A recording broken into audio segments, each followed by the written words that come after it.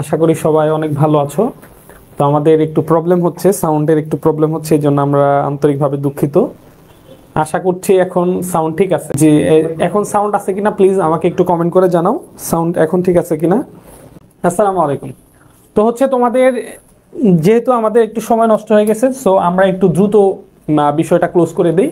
সেটা হচ্ছে এই যে আমাদের বেসিক টু প্রো যে 2.0 যে নতুন কোর্স আছে, এই কোর্সটাতে হচ্ছে নবম দশমের বায়োলজির জন্য আমি আছি মোহাম্মদ জুন্নুরাইন খান, অথর অফ সহজ। আমার বইয়ের বিজ্ঞাপন দিয়ে দেই, এই যে সহজ বায়োলজি বই নবম দশম শ্রেণী এবং একাদশ দ্বাদশ দুইটারই হচ্ছে রাইটার আমি মোহাম্মদ জুন্নুরাইন খান। আমি তোমাদের সঙ্গে আছি। তো তোমাদের অনেক ভালোই হবে যে একজন রাইটারের সাথে তোমরা পুরা নবম দশমের কোর্সটা তোমরা কমপ্লিট করবা, এটা তোমাদের জন্য ভালো। আর আমিও খুবই প্রাউড ফিল করব যে আমি তোমাদের সঙ্গে তোমাদের মতো মেধাবী কিছু স্টুডেন্ট নিয়ে নতুন একটা কোর্সের যাত্রা আমরা শুরু করতে যাচ্ছি। সো আজকে আমরা দেরি করব না। তো শর্টকাটে যে কথাটা বলবো সেটা হচ্ছে যে আমাদের যে কোর্সটা, এই কোর্সটা তুমি চাইলে প্রত্যেকটা সাবজেক্ট আলাদা আলাদাভাবে নিতে পারো। Biology, physics, chemistry, math, higher math প্রত্যেকটা সাবজেক্ট আলাদা আলাদা নিতে পারো। আমার সঙ্গে তোমাদের এই বস কিছু টিচার রয়েছে। তোমাদের সবার প্রিয় টিপু স্যার আছে, এরপর হচ্ছে যার কথা না বললেই না, রিদওয়ান। ওর সম্বন্ধে তো নতুন করে বলার কিছু নেই, সেও হচ্ছে ফিজিক্স, কেমিস্ট্রি মানে মেজর সাবজেক্টগুলো সব বেশিরভাগ ক্ষেত্রে সেই নিবে। বায়োলজিতে আমি থাকছি। আর তোমাদের হচ্ছে প্রত্যেকটা সাবজেক্ট তুমি আলাদা আলাদাভাবে নিতে পারো, কোনো প্রবলেম নাই। আবার হচ্ছে সবগুলো সাবজেক্ট একত্রিতভাবে যে একটা কম্বাইন্ড প্যাকেজ আছে, টোটাল প্যাকেজও নিতে পারো। প্যাকেজটা নিলে তোমার একটু সুবিধা আছে যে তুমি একটু ডিসকাউন্ট পাবো আর কি। তো এটা অনেক ভালো। তোমরা হচ্ছে কি কি বলছে স্যার, আপনার বায়োলজি বইটা দিন। ওকে, হ্যাঁ দিব, অবশ্যই দিব ইনশাল্লাহ। এই যে বিজ্ঞাপন, সহজ বায়োলজি তোমাদের এ প্লাস পাওয়ার জন্য স্পেশাল একটা বই। যারা অতি অল্প সময়ের মধ্যে এ প্লাস পেতে চাও, গোছানো একটা প্রস্তুতি নিতে চাও, তাদের জন্য অসাধারণ একটা বই, সহজ বায়োলজি। বিজ্ঞাপন শেষ, ঠিক আছে। আচ্ছা ঠিক আছে, আমরা সরাসরি ক্লাসে চলে যাব ইনশাল্লাহ। ওকে, তো আমরা আজকে যে অধ্যায়টা পড়বো, এই অধ্যায়টা হচ্ছে দ্বিতীয় অধ্যায়। তো এখানে অধ্যায়টার নাম আমরা প্রথমে লিখে ফেলি। তো তোমাদেরকে বলবো, যেহেতু এটা বেসিক ক্লাস, সো এটা যতভাবে বেসিক দেওয়া যায় আমি সর্বাত্মকভাবে চেষ্টা করব। সো এই ক্লাসগুলো একটু লেংথি, মানে অনেক দীর্ঘস্থায়ী ক্লাস হবে, এবং হচ্ছে প্রত্যেকটা টপিক, প্রত্যেকটা শব্দ আমরা ডিসকাশন করার চেষ্টা করবো ইনশাআল্লাহ। যেহেতু বেসিক ক্লাস, অতএব আমাকে বেসিক দিতে হবে। কেউ ক্লাস 9-এ পড়ে, কেউ হচ্ছে আবার ক্লাস 10-এ পড়ে। নতুন বই, অনেকেরই বই দিচ্ছে আবার বই দেয় নাই। চলো আমরা আগে ক্লাসটা শুরু করার আগে আমরা একটু বই দেখে আসি, তোমাদের বই দেখে আসি, তোমাদের বই কিরকম। এই যে তোমাদের বইটা আমার কাছে এই মুহূর্তে আছে। তোমাদের বইয়ের এই যে এইটা হচ্ছে তোমাদের বইয়ের দ্বিতীয় অধ্যায়। অধ্যায়টার নাম হচ্ছে জীবকোষ এবং টিস্যু। এবং হচ্ছে এই অধ্যায়টার মধ্যে যে এরকম একটা চিত্র দেওয়া আছে। আমি জানি যে বেশিরভাগ না, একেবারে 95% স্কুলের টিচার স্কুলে এখনো বই দেয় নাই। সো আমি একটু বইটা দেখানোর চেষ্টা করতেছি। এই যেটা হলো তোমাদের প্রথম পৃষ্ঠা। দ্বিতীয় পৃষ্ঠায় তোমার এই অধ্যায়ে কি কি নিয়ে আলোচনা করা আছে সেগুলো আছে, যেমন উদ্ভিদ ও প্রাণী কোষের প্রধান অঙ্গাণুগুলো। এগুলো আমরা পড়বো না, এগুলো আমরা জাস্ট এই যে দেখাচ্ছি। এরপরে যে মূল অধ্যায়টা এখান থেকে শুরু হয়েছে, জীবকোষ, কোষের প্রকারভেদ, তারপর হচ্ছে আদি কোষ, প্রকৃত কোষ, তারপরে জনন কোষ, দেহকোষ, জনন কোষ, এবং হচ্ছে মূল জিনিসটা হচ্ছে এখানে এই যে টিস্যু, উদ্ভিদ টিস্যু এবং প্রাণী টিস্যুর এখানে চিত্র দেওয়া আছে। আচ্ছা, উদ্ভিদ টিস্যু এবং প্রাণী টিস্যু এখানে আছে। তো এগুলো আমরা আস্তে আস্তে পড়বো ইনশাল্লাহ। প্রথমে আমরা এই কোষটাকে সামনে রেখে কিছু কথা বলি যে কোষ আসলে কি, কোষটা আসলে কি, এবং এই অধ্যায়টার নাম কি। তাহলে হচ্ছে আমরা সরাসরি আমাদের স্লাইডে চলে যাচ্ছি। এই অধ্যায়টার নাম হচ্ছে জীবকোষ, জীবকোষ ও টিস্যু। টিস্যু বানানটা আবার খেয়াল করো একটু, ঠিক আছে। টিস্যু বানানটাতে যদি টিস্যু দাও তাহলে হচ্ছে ওই যে টিস্যু হবে, যেটা দিয়ে আমরা ঘামটা মুছি। হ্যাঁ, এই জন্য এখানে জফলাটা আছে, এটা ভালো করে খেয়াল করো, এখানে জফলা আছে। টিস্যু, টিস্যু বানানে কি আছে, জফলা আছে।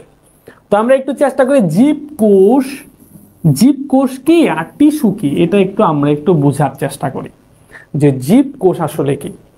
প্রত্যেকটা কোষ, প্রত্যেকটা কোষ কি, মানে প্রত্যেকটা জীবের একটা একক আছে। যেমন আমরা একটু ভালো করে খেয়াল করে, একটা ওয়াল যদি হয়, এই যে ধরো অনেক বড় একটা ওয়াল আছে, একটা বড় ওয়াল আছে, ওয়ালগুলো তোমরা দেখবা এই যে এরকম, ঠিক আছে? এই যে এটা হলো ওয়াল, অনেক বড় একটা ওয়াল ধরো, এবং ওয়ালের মধ্যে আমরা একটা ওয়াল যদি আমরা ভালোভাবে খেয়াল করি, ওয়ালের মধ্যে কি আছে, অনেকগুলা ইট আছে, অসংখ্য ইট মিলে কি হয়, একটা ওয়াল হয়। ধরো রাস্তার পাশ দিয়ে একটা বাড়ির চারপাশ দিয়ে বাউন্ডারি দিছে, ওয়াল দিছে। আমাদের যাদের বিল্ডিং আছে, বিল্ডিং এর দুই পাশে যে ওয়াল, ঘরের রুমের চারপাশ দিয়ে ওয়াল আছে, এই ওয়ালগুলোকে ভালো আমরা ইট পাই না, অনেকগুলা ইট একত্রিত হয়ে কি হয়েছে, একটা ওয়াল হয়েছে না? এরকম অনেকগুলা কোষ একত্রিত হয়ে আমাদের একটা জীব দেহ হয়েছে। যেমন এই যে আমার হাত পা, যে শরীরের যে অঙ্গ প্রত্যঙ্গ যেটাই আছে, একটা মাংসপেশি, ওইটাকে যদি আমরা একটু ভাঙি, ওইটাকে যদি আমরা বিশ্লেষণ করি, তাহলে কি পাবো, অসংখ্য কোষ পাবো। প্রত্যেকটা জীব অসংখ্য কোষ দ্বারা গঠিত। এটা জীব কেন, আমরা প্রাণী কেন বললাম না, আবার উদ্ভিদ কেন বললাম না? জীব বলতে আমরা কি বুঝি, যাদের জীবন আছে। এটা উদ্ভিদও হতে পারে, আবার প্রাণীও হতে পারে। জীব বলতে আমরা কি বুঝি, উদ্ভিদও বুঝি, প্রাণীও বুঝি। আমি যদি সরাসরি বলতাম উদ্ভিদ কোষ, তাহলে প্রাণী কোষ বাদ পড়ে যেত। আবার যদি বলতাম প্রাণী কোষ, তাহলে উদ্ভিদ কোষ বাদ পড়ে যেত। এই জন্য সহজ ভাষায় একটা শব্দ ব্যবহার করব, জীব কোষ। তার মানে কি, জীব কোষ মানে হচ্ছে জীব, যাদের জীবন আছে। জীব দ্বারা আমরা উদ্ভিদও বুঝি, প্রাণীও বুঝি। তার মানে এই যে দ্বিতীয় অধ্যায়, অধ্যায়টা কততম অধ্যায়, দ্বিতীয় অধ্যায়। অধ্যায়টার নাম কি, জীবকোষ এবং টিস্যু। তার মানে এই টোটাল অধ্যায়টার মধ্যে জীবকোষ নিয়ে আলোচনা করা হবে। একটা জীবের যে কোষ আছে, এটা উদ্ভিদ কোষ হোক বা প্রাণী কোষ হোক, এই কোষের মধ্যে কি কি অঙ্গ প্রত্যঙ্গ আছে, কি কি অঙ্গ প্রত্যঙ্গ দ্বারা এই জীবকোষ গঠিত হয়, জীবকোষ তৈরি হয়।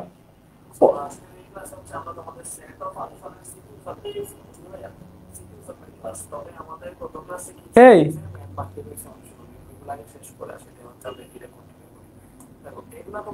রেদওয়ান, এখানে কি যেন একটা চলতেছে। আচ্ছা, এখন হচ্ছে যে, তাহলে হচ্ছে আমরা বলতেছি হচ্ছে কি, জীব কোষ বলতে আমরা কি বুঝি, উদ্ভিদ কোষও বুঝি, প্রাণী কোষও বুঝি, ঠিক আছে? তাহলে হচ্ছে প্রত্যেকটা জীব কি দ্বারা তৈরি, কোষ দ্বারা তৈরি। এই কোষটার মধ্যে কি কি আছে, এই অধ্যায়টার মধ্যে কি আলোচনা করা হবে, দ্বিতীয় অধ্যায়ের মধ্যে একটা জীব মানে কোষের মধ্যে যে অঙ্গ প্রত্যঙ্গ, যে অঙ্গ প্রত্যঙ্গ গুলা আছে, প্রত্যেকটা অঙ্গ প্রত্যঙ্গ নিয়ে এই অধ্যায়টার মধ্যে বিস্তারিত আলোচনা করা আছে। যেমন হচ্ছে কি কি অঙ্গ প্রত্যঙ্গ আছে, সেগুলো আমরা একটু দেখার চেষ্টা করি। যেমন ধরো এই যে এটা হচ্ছে একটা উদ্ভিদ কোষকে দেখানো হয়েছে, এটা হচ্ছে একটা উদ্ভিদ কোষ। তো উদ্ভিদ কোষের মধ্যে দিয়ে দেখো, বা এই যে নিচে এটা হচ্ছে প্রাণী কোষ। তো এই কোষের মধ্যে কি কি অঙ্গ প্রত্যঙ্গ আছে, এই যে একটা প্রাণী কোষ, এরকম একটা কোষ, দুইটা কোষ, তিনটা কোষ, চারটা কোষ, পাঁচটা কোষ, ছয়টা কোষ, এরকম হাজার হাজার লক্ষ লক্ষ বিলিয়ন বিলিয়ন কোষ নিয়ে আমাদের এই জীব দেহ, আমার দেহটা তৈরি হয়েছে। আমার দেহ কত, প্রত্যেকটা মানুষের শরীরের মধ্যে প্রায় 30 থেকে 100 ট্রিলিয়ন কোষ আছে। মানে এটা ট্রিলিয়ন পর্যায়ে, মিলিয়ন, বিলিয়ন, ট্রিলিয়ন, মানে এটা হিসাব নাই, অসংখ্য কোষ। এই যে একটা কোষকে যদি আমরা ভাঙি, তাহলে কি পাবো, কোষের মধ্যে আমরা যদি ভাঙি, তাহলে কোষের চারপাশ দিয়ে, একটা কোষের চারপাশ দিয়ে কি পাবো, এই যে চারপাশ দিয়ে একটা আবরণ পাবো আমরা। এই যে প্রত্যেকটা কোষের চারপাশ দিয়ে যে আবরণ, এই আবরণটাকে বলা হয় হচ্ছে প্লাজমা মেমব্রেন বা কোষ ঝিল্লি। একটা বিষয় ভালো করে খেয়াল করো, আমরা যদি কোষকে ভালোভাবে চিনতে পারি, কোষকে যদি আমরা বুঝতে পারি, তাহলে এই অধ্যায়ের বেসিক ক্লিয়ার হবে। তুমি যদি কোষ সম্বন্ধে তোমার যদি কোনো প্রকার ঘাটতি থাকে, তাহলে অধ্যায়টা তোমার ঝামেলা বাঁচবে। আমরা আগে কোষটা চিনতেছি। কোষ কি, কোষ হচ্ছে প্রত্যেকটা প্রাণীর, প্রত্যেকটা জীবের গঠন এবং কার্যকরী একক, একটা ইউনিট। যে ইউনিটগুলো একত্রিত, একটা, দুইটা, তিনটা, চারটা, এরকম অসংখ্য একত্রিত হয়ে এই আমি হইছি। আর প্রত্যেকটা জীবের এই যে আমার ভিতরে ধরো 40 ট্রিলিয়ন কোষ আছে, আমার ভিতরে কি আগে থেকে ছিল না? প্রত্যেকটা জীব প্রথমে একটা কোষ ছিল। কয়টা কোষ? একটা কোষ। এই একটা কোষ থেকে মাইটোসিস হয়ে দুইটা হয়েছে, দুইটার মধ্যে আবার মাইটোসিস হয়ে চারটা হয়েছে, চারটা থেকে আটটা হয়েছে, আটটা থেকে 16টা হয়েছে, এভাবে বাড়তে বাড়তে বাড়তে বাড়তে এই আজকে 30 ট্রিলিয়ন, 40 ট্রিলিয়ন, 50 ট্রিলিয়ন কোষ হয়েছে। এটা হচ্ছে অনেক বড় একটা সাধনার বিষয়, একদিনে হুট করে এটা হয় না। এই যে দেখো, তাইলে এই যে কোষ, এই যে এরকম প্রায় 30 ট্রিলিয়ন কোষ আমার শরীরের মধ্যে আছে, যে 30 ট্রিলিয়ন কোষ দ্বারা আমি তৈরি, ওই একটা কোষকে অনেক বড় করে এখানে দেখানো হয়েছে। খালি চোখে একটা কোষ কখনোই দেখা যাবে না, ইলেকট্রন মাইক্রোস্কোপ লাগবে। তাহলে একটা কোষকে যদি আমরা দেখি, চারপাশ দিয়ে কোষের একটা আবরণ আছে, এই কোষের যে চারপাশ দিয়ে যে আবরণ, এটাকে বলা হয় হচ্ছে প্লাজমা মেমব্রেন বা কোষ ঝিল্লি। কোষের চারপাশ দিয়ে যে আবরণ বা কোষ আবরণ। তাহলে এটাকে কি বলে দেখো, এটার কয়টা নাম? এই যে কোষের চারপাশ দিয়ে যে আবরণ, এই আবরণটার কয়টা নাম? একটা, এটাকে বলতে পারি আমরা প্লাজমা মেমব্রেন, এক নাম। দেখো এই আবরণটার কয়টা নাম? প্লাজমা মেমব্রেন, এই একটা নাম প্লাজমা মেমব্রেন। বা এটাকে বলা যাবে প্লাজমা ঝিল্লি, প্লাজমা ঝিল্লি, ঝিল্লিও বলা যাবে। বা কোষ আবরণ, এটাকে আমরা কি বলতে পারি? কোষের আবরণ। আমরা এটাকে বলতে পারি কোষ আবরণ, আমরা এটাকে কোষ আবরণ বলতে পারি। বা আমরা এটাকে আরেকটা নামও ডাকতে পারি, সেটা হচ্ছে কোষ ঝিল্লি। এটাকে আমরা কি বলতে পারি? কোষ ঝিল্লিও বলতে পারি, যেভাবে বলা যাক, কোনো সমস্যা নাই। কোষ ঝিল্লি, এই জন্য বইয়ের মধ্যে আমরা যখন পড়বো এই শব্দগুলা পাবো। বেশিরভাগ ক্ষেত্রে দেখবো plasma membrane, plasma membrane, plasma ঝিল্লি, কোষ আবরণ, কোষ ঝিল্লি, এগুলো সব একই বিষয়, একই জিনিস। সেটা হচ্ছে কি কোষের চারপাশ দিয়ে একটা আবরণ। এখন দেখো, তার মানে প্রাণী কোষ শুরু হলো কি দিয়ে? প্লাজমা মেমব্রেন দিয়ে, প্লাজমা ঝিল্লি দিয়ে, কোষের আবরণ দিয়ে। এই যে কোষের আবরণ। এরপরে আমরা কোষের আবরণের ভিতরে যে ঢুকে গেলাম যে অংশটা, এই পুরো অংশটার নাম হচ্ছে সাইটোপ্লাজম। পুরো অংশটার নাম কি? সাইটোপ্লাজম। তার মানে এই যে ধরো, এই যে অঙ্গ প্রত্যঙ্গ আছে, এই যে মাইটোকন্ড্রিয়া আছে, গোলজি বস্তু আছে, এন্ডোপ্লাজমিক জালিকা আছে, আরো যে উপাদান রাইবোজোম আছে, কোষ গহ্বর যাই আছে, সব কিছু যে অংশটা, পুরো অংশটার নাম হচ্ছে সাইটোপ্লাজম। এবং মাঝখানে যে অংশটা আছে, এই যে গোলাকার যে বস্তু, এটার নাম হচ্ছে নিউক্লিয়াস। এগুলা কিন্তু প্রত্যেকটা আমরা 3D চিত্র দেখব, ঠিক আছে? 3D দেখব এবং ক্লিয়ার হওয়ার চেষ্টা করব। বাট আমি আগে বাহ্যিক, স্বাভাবিক, যেহেতু তোমরা এই বইটা পড়বা, 3D চিত্রটা তোমার কাছে সবসময় থাকবে না, ওই বইটাই থাকবে। সো আমি বইয়ের চিত্রটা আগে তোমাকে বোঝানোর চেষ্টা করি, পরে আস্তে আস্তে আমরা 3D চিত্রতে যাব। তাহলে একটা কোষকে আমরা 3টা ভাগে ভাগ করতে পারি। একটা কোষকে কয়টা ভাগে ভাগ করতে পারি? 3টা ভাগে। একটা হলো কোষের আবরণ, 1 নাম্বার। 2 নাম্বার হচ্ছে আর ভিতরের যে অংশ, এটার নাম সাইটোপ্লাজম। 3 নাম্বার হচ্ছে নিউক্লিয়াস। তাহলে একটা কোষকে আমরা কয়টা ভাগে ভাগ করতে পারি? 3টা ভাগে। প্লাজমা মেমব্রেন মানে আবরণ, সাইটোপ্লাজম আর নিউক্লিয়াস। তাহলে একটা কোষ, এই যে একটা কোষ, কোষের ভিতরে আমরা প্রবেশ করলাম। প্রথমে আমরা পাবো কি? আবরণ। তারপরে আমরা পাবো কি? সাইটোপ্লাজম। তারপরে আমরা পাবো কি? সাইটোপ্লাজম। এরপরে আমরা কি পাবো? এরপরে সাইটোপ্লাজমের ভিতরে আর যদি ঢুকে যায়, আমরা পাবো হচ্ছে নিউক্লিয়াস। তার মানে একটা কোষের এটা হচ্ছে একটা বাহ্যিক বৈশিষ্ট্য, যে একটা বেসিক বৈশিষ্ট্য, যে কোনো একটা কোষের প্রথমে কি থাকবে? একটা আবরণ থাকবে, তার ভিতরে সাইটোপ্লাজম থাকবে, এবং সাইটোপ্লাজমের মধ্যে বিভিন্ন ধরনের অঙ্গাণু থাকবে, এবং এরপরে যে কি থাকবে? নিউক্লিয়াস থাকবে। ঠিক আছে? এটা হচ্ছে একটা প্রকৃত কোষের, একটা মানুষের কোষের, একটা প্রাণীর কোষের, একটা ছাগল, ভেড়া, গরু, মহিষ এদের কোষের, বা একটা উদ্ভিদ কোষের এটা একটা বৈশিষ্ট্য, যে একটা আবরণ থাকবে, তারপরে সাইটোপ্লাজম থাকবে, সাইটোপ্লাজমের মধ্যে বিভিন্ন ধরনের অঙ্গ প্রত্যঙ্গ থাকবে, এরপরে নিউক্লিয়াস থাকবে। এখন দেখো, এই যে সাইটোপ্লাজম আছে, এই সাইটোপ্লাজমের মধ্যে কি কি অঙ্গাণু থাকবে? যেমন থাকতে পারে মাইটোকন্ড্রিয়া, যেটা শক্তি উৎপাদন করে। যেমন থাকতে পারে প্লাস্টিড, যেটা খাদ্য তৈরি করে। যেমন থাকতে পারে গোলজি বস্তু, এন্ডোপ্লাজমিক রেটিকুলাম থাকতে পারে, রাইবোজোম থাকতে পারে, কোষ গহ্বর থাকতে পারে, এবং বিভিন্ন ধরনের উপাদান থাকবে। এটা হলো প্রাণী কোষ। আমরা একটু উদ্ভিদ কোষটা দেখার চেষ্টা করি। এই যে উদ্ভিদ কোষ, এই প্রাণী কোষ, এটা হলো উদ্ভিদ কোষ। তো এই দুইটার মধ্যে বেসিক জিনিস, পার্থক্যটাকে, মূল পার্থক্যটা কোথায়? মূল পার্থক্যটা হচ্ছে, দেখো,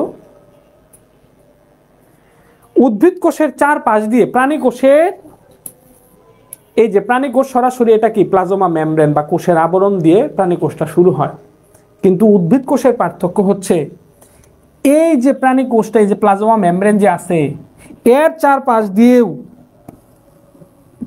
দিয়েও একটা জড় বস্তুর আবরণ থাকে। তাহলে মূল যে কোষ আছে এই কোষটার চারপাশ দিয়ে একটা জড় বস্তুর আবরণ থাকে, এটাকে বলা হচ্ছে কোষ প্রাচীর। এটাকে কি বলা হয়? কোষের চারপাশ দিয়ে প্রাচীর। যেমন হচ্ছে আমার বাড়ি আছে, মূল বাড়ির চারপাশ দিয়ে আমি একটা প্রাচীর দিছি, প্রাচীর দিয়ে বাড়িকে সুরক্ষার জন্য একটা প্রাচীর দিছি। তো এই যে বাড়ির চারপাশ দিয়ে একটা প্রাচীর আমি দিছি, এর কারণ কি? আমার বাড়ি যেন সুরক্ষা থাকে, চোরের হাত থেকে যেন সেফ থাকে, ডাকাতের হাত থেকে যেন সেফ থাকে, ইভেন হচ্ছে বিভিন্ন জীবজন্তু থাকতে পারে, পোকামাকড় থাকতে পারে, যেটা যেন সরাসরি ঘরের ভিতর ঢুকতে না পারে, এই জন্য বাড়ির চারপাশ দিয়ে একটা প্রাচীর দিয়ে দিছি। সেম ভাবে যেটা প্রাণী কোষের চারপাশ দিয়ে সেই জড়বস্তুর প্রাচীরটা থাকে না, কোষ প্রাচীরটা প্রাণী কোষের মধ্যে থাকে না। কার মধ্যে থাকে? সেটা থাকে হচ্ছে উদ্ভিদ কোষের মধ্যে। এই যে দেখো উদ্ভিদ কোষের মূল কোষটা এখান থেকে শুরু হয়েছে, এই যেখান থেকে শুরু হয়েছে এটা হলো মূল উদ্ভিদ কোষ। এই যে মূল উদ্ভিদ কোষ, এটা হলো মূল কোষ। এই কোষটা তার মানে এটা হচ্ছে প্লাজমা মেমব্রেন, তারপরে এই যে অংশটা এটা হলো সাইটোপ্লাজম, তারপরে এই যে অংশটা এটা হচ্ছে নিউক্লিয়াস। এই হলো তিনটা অংশ, একটা হলো প্লাজমা মেমব্রেন বা ঝিল্লি বা আবরণ, এই যে ঝিল্লি, তারপরে এই যে হচ্ছে সাইটোপ্লাজম, তারপরে হচ্ছে এই যে নিউক্লিয়াস, তারপরে হচ্ছে এই যে নিউক্লিয়াস। তার মানে তিনটাই আছে। কিন্তু দেখো এরপরে দেখো এই যে আবরণ যেটা আছে, আবরণের বাইরে দিয়ে কিন্তু কি আছে? আরো একটা এই যে মূল কোষের যে ঝিল্লি বা আবরণ, এটার চারপাশ দিয়ে আরো একটা আবরণ দেখা যাইতেছে। এই আবরণটা কি? একটা জড় বস্তুর আবরণ। এটাই হচ্ছে কি? কোষ প্রাচীর। তাহলে এই যে মূল কোষের চারপাশ দিয়ে যে এই যে একটা জড় বস্তুর আবরণ, এটা হচ্ছে কি? এটার নাম হচ্ছে কোষ প্রাচীর। কোষ প্রাচীর। কথা কি ক্লিয়ার? তাহলে বলো তো, এখান থেকে একটা প্রশ্ন হইতে পারে যে কোষ প্রাচীর কাকে বলে? তাহলে উদ্ভিদ কোষের চারপাশ দিয়ে যে জড়বস্তুর আবরণ থাকে তাকে কোষ প্রাচীর বলা হয়। কোষ প্রাচীরের মূল বৈশিষ্ট্য কি? কোষ প্রাচীর শুধু উদ্ভিদ কোষের মধ্যেই থাকে, কোষ প্রাচীর প্রাণী কোষের মধ্যে থাকে না। এই যে দেখো, এই যে প্রাণী কোষ, এই যে প্রাণী কোষ, এখানে কি কোথাও কোষ প্রাচীর আছে? কোথাও কোষ প্রাচীর নাই। কিন্তু কোষ প্রাচীর কার মধ্যে থাকবে? শুধু উদ্ভিদ কোষের মধ্যে থাকবে। এখন আমরা যদি উদ্ভিদ কোষ এবং প্রাণী কোষের মধ্যে পার্থক্য করি, আমার যদি প্রশ্ন আসে যে উদ্ভিদ কোষ এবং প্রাণী কোষের মধ্যে পার্থক্য লেখো, তাহলে কিন্তু এটাও একটা অন্যতম পার্থক্য। প্রথমেই এটা আসবে যে উদ্ভিদ কোষের চারপাশ দিয়ে জড়বস্তুর আবরণ কোষ প্রাচীর থাকে, কিন্তু প্রাণী কোষে কোনো ধরনের কোষ প্রাচীর থাকে না। তাহলে আশা করি মোটামুটি মূল একটা বিষয় একেবারে ক্লিয়ার হয়েছে, স্পষ্ট হয়েছে যে একটা কোষ প্রাচীর যেটা উদ্ভিদ কোষের চারপাশের মধ্যে। তাহলে উদ্ভিদ কোষের ক্ষেত্রে প্রথমে কি থাকে? কোষ প্রাচীর থাকে, তারপরে প্লাজমা মেমব্রেন থাকে, তারপরে সাইটোপ্লাজম থাকে, তারপরে নিউক্লিয়াস থাকে। এই যে সাইটোপ্লাজমের মধ্যে কি কি অঙ্গাণু থাকে দেখো। উদ্ভিদ কোষের মধ্যে একটা ইম্পর্টেন্ট জিনিস থাকে যেটা আবার প্রাণী কোষে থাকে না। একে তো কোষ প্রাচীর থাকে, প্রাণী কোষে থাকে না। আরো একটা গুরুত্বপূর্ণ জিনিস তোমাকে যদি বলা হয় যে এই যে কোষগুলা যে আছে, এই কোষের যে অঙ্গ প্রত্যঙ্গ আছে, যেমন কি কি আছে দেখো তো, আমরাও দেখি কি কি আছে। এই যে উদ্ভিদ কোষের মধ্যে দেখো এই যে একটা অঙ্গ, এটার নাম হচ্ছে প্লাস্টিড। এই অঙ্গটার নাম কি? প্লাস্টিড। এই যে দেখো এই যে ক্লোরোপ্লাস্ট, এই যেটার নাম কি? ক্লোরোপ্লাস্ট। এই যে ক্লোরোপ্লাস্ট, অথবা এটাকে বলা হয় হচ্ছে প্লাস্টিড। এই যে প্লাস্টিড আছে উদ্ভিদ কোষের মধ্যে, কি আছে? প্লাস্টিড আছে। কিন্তু প্রাণী কোষে কোনো ধরনের প্লাস্টিড, এই প্রাণী কোষ যদি তুমি খুঁজো কোথাও কিন্তু প্লাস্টিড নাই। প্লাস্টিড শুধু কার মধ্যে আছে? উদ্ভিদ কোষের মধ্যে আছে। এই যে কোষের মধ্যে যে অঙ্গাণুগুলা আছে, সাইটোপ্লাজমে যে অঙ্গাণু, যেমন প্লাস্টিড আছে, মাইটোকন্ড্রিয়া আছে, গোলজি বস্তু আছে, রাইবোজোম আছে, বিভিন্ন ধরনের অঙ্গ প্রত্যঙ্গ থাকে। যেমন এই যেটা হচ্ছে মাইটোকন্ড্রিয়া, এই যেটা হচ্ছে কি? এই যেটা হচ্ছে মাইটোকন্ড্রিয়া, এটা হচ্ছে প্লাস্টিড, তারপরে এটা হচ্ছে গোলজি বস্তু, যেটা গোলজি বস্তু, এটা হচ্ছে নিউক্লিয়াস, এটা হচ্ছে এন্ডোপ্লাজমিক জালিকা।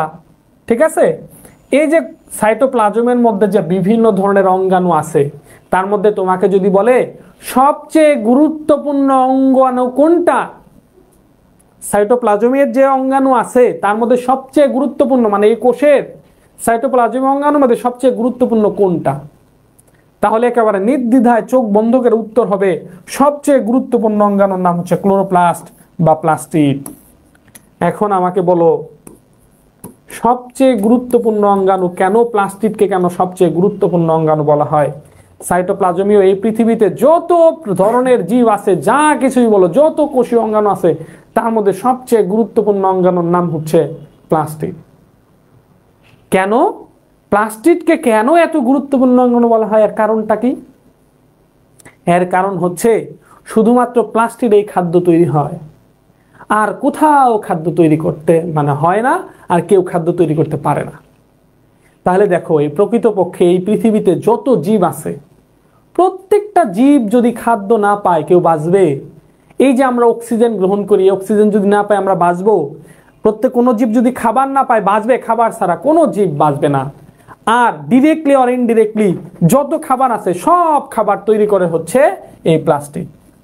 তার মানে এই প্লাস্টিক যদি না থাকতো তাহলে পুরা জীবজগৎ ধ্বংস হয়ে যেত। এই জন্য কোষীয় সাইটোপ্লাজমীয় যত অঙ্গাণু আছে তার মধ্যে সবচেয়ে গুরুত্বপূর্ণ অঙ্গাণু হচ্ছে প্লাস্টিক। এটাও কিন্তু অনেক সময় পরীক্ষায় আসে। পরীক্ষায় কি কি প্রশ্ন আসে এগুলো এখন বলা যাবে না, কারণ এখন বেসিক জিনিস, মূল জিনিসটা বুঝতে হবে এবং ক্লিয়ার হতে হবে। আচ্ছা, আমাদের লাইভ কি কতজন দেখতেছে? 41। কোনো কমেন্ট আছে? হ্যাঁ, একটা কমেন্ট আমার মনে পড়া উচিত। আসসালামু আলাইকুম sir, sir I am your big fan sir, আজ প্রথম আপনার সাথে সরাসরি ক্লাস করছি। Thank you. সুমাইয়া আক্তার, সামিয়া আক্তার। আচ্ছা, তুমি কোথায় থেকে বলছো আমাকে আর একটু কমেন্ট করো যে তুমি কোথায় থেকে আমার ক্লাসটা করতেছো, এটা শুনলে আমার একটু ভালো লাগবে। আর আর কি করতে পারি তাহলে? নেক্সট কোন নিয়ে আছে? এই ধরনের কমেন্ট করতেছে। আচ্ছা ঠিক আছে, আমরা আবার পড়তে থাকি। তোমার আমার সম্বন্ধে যদি স্পেশাল কোনো কিছু জানার থাকে তাহলে আমাকে কমেন্ট করবা, ঠিক আছে? আমি আজকে রিপ্লাই দিব। আজকে এই ক্লাসটা যে কতটুকু যাবে, কত সময়ব্যাপী হবে সেটা আমি বলতে পারি না। তবে এখন মধ্যে যারা আমার ক্লাসটা দেখতেছো, সেটা হচ্ছে আজকে লাইভটা ক্লোজ হলে আমার যে ইউটিউব চ্যানেল আছে জুন্নুর আইন খান, আমার যে ইউটিউব চ্যানেল আছে, ওইখানে আজকে একটা ভিডিও আপলোড দেওয়া হবে। সেটা হচ্ছে তোমার পড়ার রুটিনটা কেমন হবে। তো ওই ক্লাসটা, তো ওই ভিডিওটা তোমরা দেখতে পারো, এটা অনেক হেল্পফুল হবে। সো আজকে লাইভটা ক্লোজ কইরা তুমি হচ্ছে আগে আমার ইউটিউব চ্যানেল জুন্নুর আইন খান, এটা একটু লিখে দিব, একটু লিখে দিই, কারণ ওই ক্লাসটা তোমার জন্য খুবই ইম্পর্টেন্ট। এই যে ইউটিউবের মধ্যে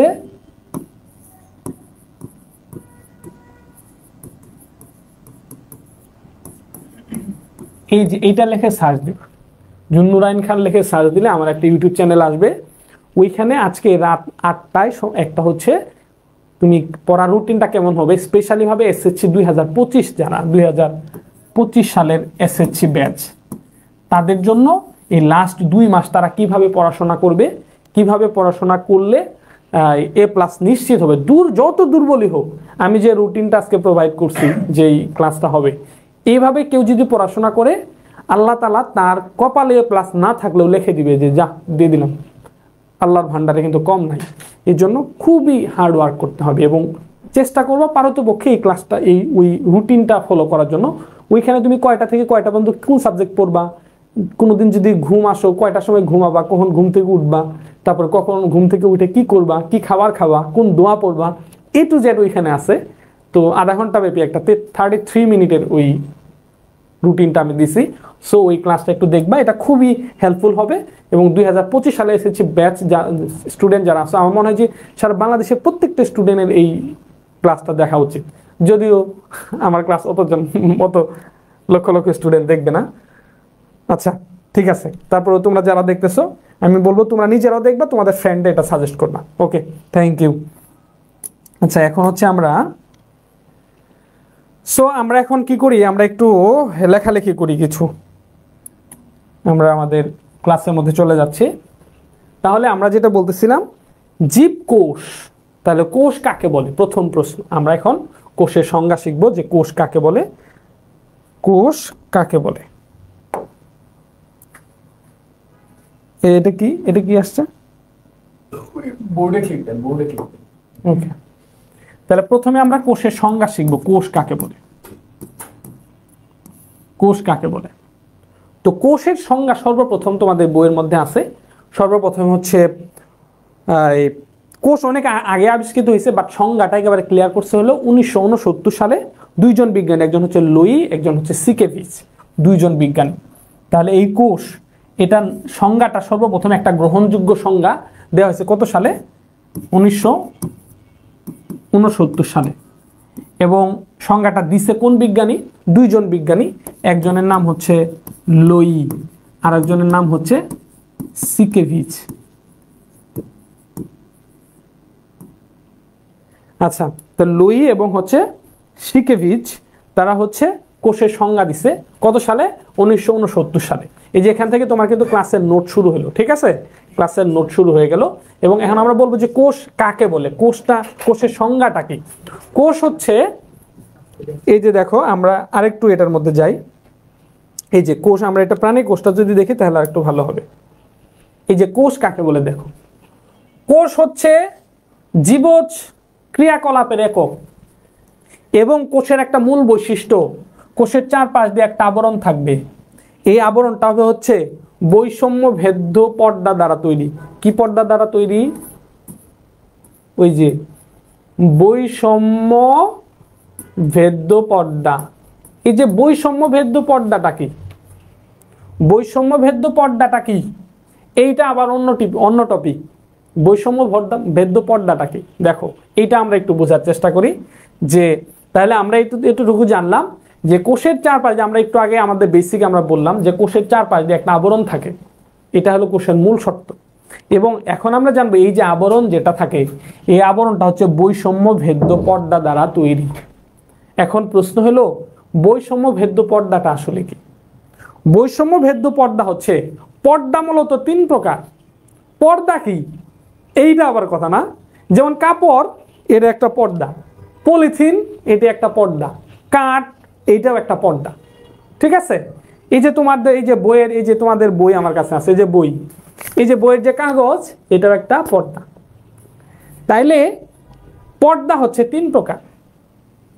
একটা পর্দা যেমন পলিথিন, পলিথিন দিয়ে পানি ছাড়লে নিচে পানি পড়ে না, হ্যাঁ, এটাকে বলে অভেদ্য পর্দা। যেমন ধরো এটা পলিথিন, এটা একটা পলিথিনের পর্দা, আমি এখানে পানি রাখছি, পানি, এখন বলো এখানে যদি পানি থাকে, পলিথিনের ভিতর দিয়ে কি পানি পড়বে? যদি ছিদ্র না করা হয় পানি কিন্তু পড়বে না। তার মানে এই পর্দাটা হলো অভেদ্য পর্দা। অভেদ্য পর্দা। তাহলে পর্দা কয় প্রকার? পর্দা হচ্ছে তিন প্রকার। তাহলে এটা আমরা একটু, আচ্ছা, তাইলে পলিথিনের ভিতর দিয়ে কিন্তু পানি পড়ে না, এটা হলো অভেদ্য। কিছু আছে আবার, ধরো একটা সালা জাল বা কাপড়ের, এখানে যদি পানি যদি দেই, রঙের পানি দেয় আর যেটা পানি দেই, কাপড়ের ভিতর দিয়ে কিন্তু পানি পড়ে যাবে। তাহলে এই পর্দাটা যদি কিসের হয়? এটা যদি পলিথিন হয়, পলিথিন যদি হয়, তাহলে পলিথিনের ভিতর দিয়ে কিন্তু পানি পড়বে না, অতএব এটা হলো পলিথিন হচ্ছে কি? অভেদ্য পর্দা। কিন্তু এই পর্দাটা যদি আমি যেখানে পানি ঢালি, এটা যদি কাপড়ের হয়, যদি কাপড়ের পর্দা হয়, তাহলে কিন্তু পানি কিন্তু ভিতর দিয়ে চলে যাবে। আমি যদি লবণযুক্ত পানি দেই, নুনা পানি দেই, মিষ্টি পানি দেই, পানি লবণ সহ কিন্তু ভিতর দিয়ে পানি চলে যাবে। এটা হচ্ছে ভেদ্য পর্দা। কি পর্দা? ভেদ্য পর্দা। এই যে কাপড়ের যে পর্দা, এটা হলো ভেদ্য পর্দা। কিন্তু আরেক ধরনের পর্দা আছে, এই যে কোষের যে পর্দা আছে, এই পর্দা দিয়ে আমি যদি লবণাক্ত পানি যদি দেই, ধরো কোষের যে পর্দা, এটার কথা এখন আমরা বলি। কোষের যে পর্দা আছে, ধরো এটা কোষের পর্দা, এখানে আমি কি লবণের পানি দিছি, লবণ প্লাস পানি একসাথে মিক্স করে দিছি, লবণের পানি দিছি। তাহলে কোষের যে পর্দা ভেদ কইরা দেখো শুধু পানিটাই যাবে, শুধু কি যাবে? পানিটাই যাবে, এই লবণ যাবে না। তাহলে যেই পর্দা ভেদ কইরা দ্রবণের ভিতর থেকে, দেখো এখানে যে লবণের পানি দিছি, এই যে লবণের পানি দিছি, লবণ প্লাস পানি, এখানে এক গ্লাস পানির মধ্যে আমি একটু লবণ ছিটায় দিছি, তাহলে লবণের পরিমাণ বেশি না পানির পরিমাণ বেশি? অবশ্যই পানির পরিমাণ বেশি। 1 গ্লাস পানির মধ্যে এই 2-3 চিমটি লবণ আমি দিছি, পানিটা লবণাক্ত হয়েছে, লবণের পরিমাণ কম। তো যেটার পরিমাণ কম থাকে এটার নাম হচ্ছে দ্রব। এটার নাম কি? দ্রব। যেটার পরিমাণ বেশি থাকে, যেখানে পানির মধ্যে আমি লবণ মিশাইছি, এটার নাম হচ্ছে দ্রাবক। এটার নাম কি? দ্রাবক। তাহলে দেখো, এই যে কোষের যে পর্দা, আমি যদি লবণযুক্ত পানি দেই, শুধুমাত্র পানিটাই বাইরের দিকে যাবে, লবণ যাবে না। আমি যদি মিষ্টি পানি দেই, শুধুমাত্র পানিটাই ভেতর দিক দিয়ে বাইরের দিকে যাবে, কিন্তু মিষ্টি মানে চিনি যেটা আছে, এই চিনিটা যাবে না। এই যে এটার নামই হচ্ছে বৈষম্য ভেদ্য পর্দা। এই যে এই পর্দাটাকে বলা হয় বৈষম্য ভেদ্য পর্দা। তাহলে দেখো, পর্দা কয় প্রকার? অভেদ্য পর্দা, যেটা দিয়ে কোনো কিছুই যায় না, যেমন পলিথিন। ভেদ্য পর্দা, যেটা দিয়ে লবণের পানি দিলে লবণও যায়, পানিও যায়, সবই চলে যায়, ভেদ্য পর্দা।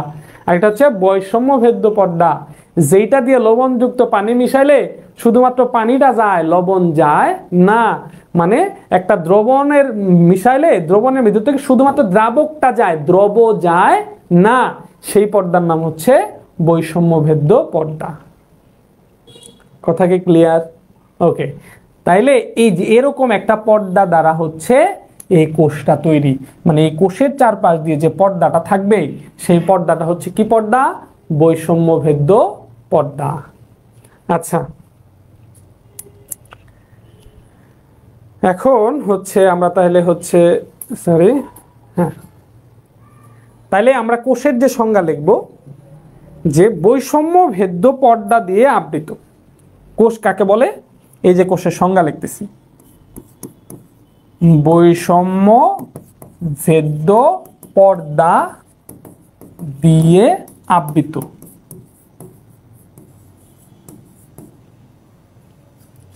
জীবজ ক্রিয়াকলাপের একক। একটা কোষই একটা জীবনের ভাব প্রকাশ করে। একটা কোষ একটা জীবনের ভাব প্রকাশ করে। আমার শরীরে যতগুলা কোষ আছে, প্রত্যেকটা কোষ হচ্ছে আমার জীবনের অংশ। মানে ওই জীবন, প্রত্যেকটা কোষের জীবন আছে। আমার শরীর থেকে কোনো কোষ যদি মরে যায়, তাহলে ওই কোষটা আমার শরীর থেকে ঝরে পড়ে যায়।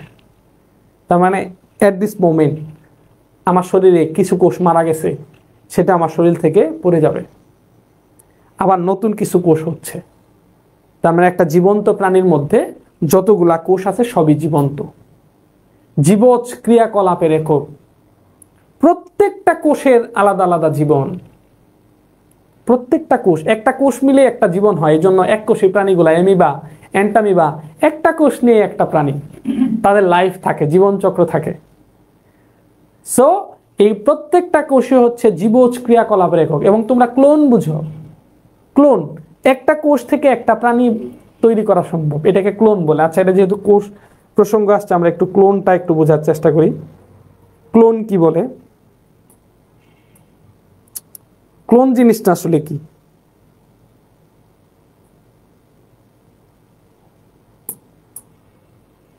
এই যে দেখো, ক্লোন, এটা আমরা একটু বুঝি, ক্লোন কি?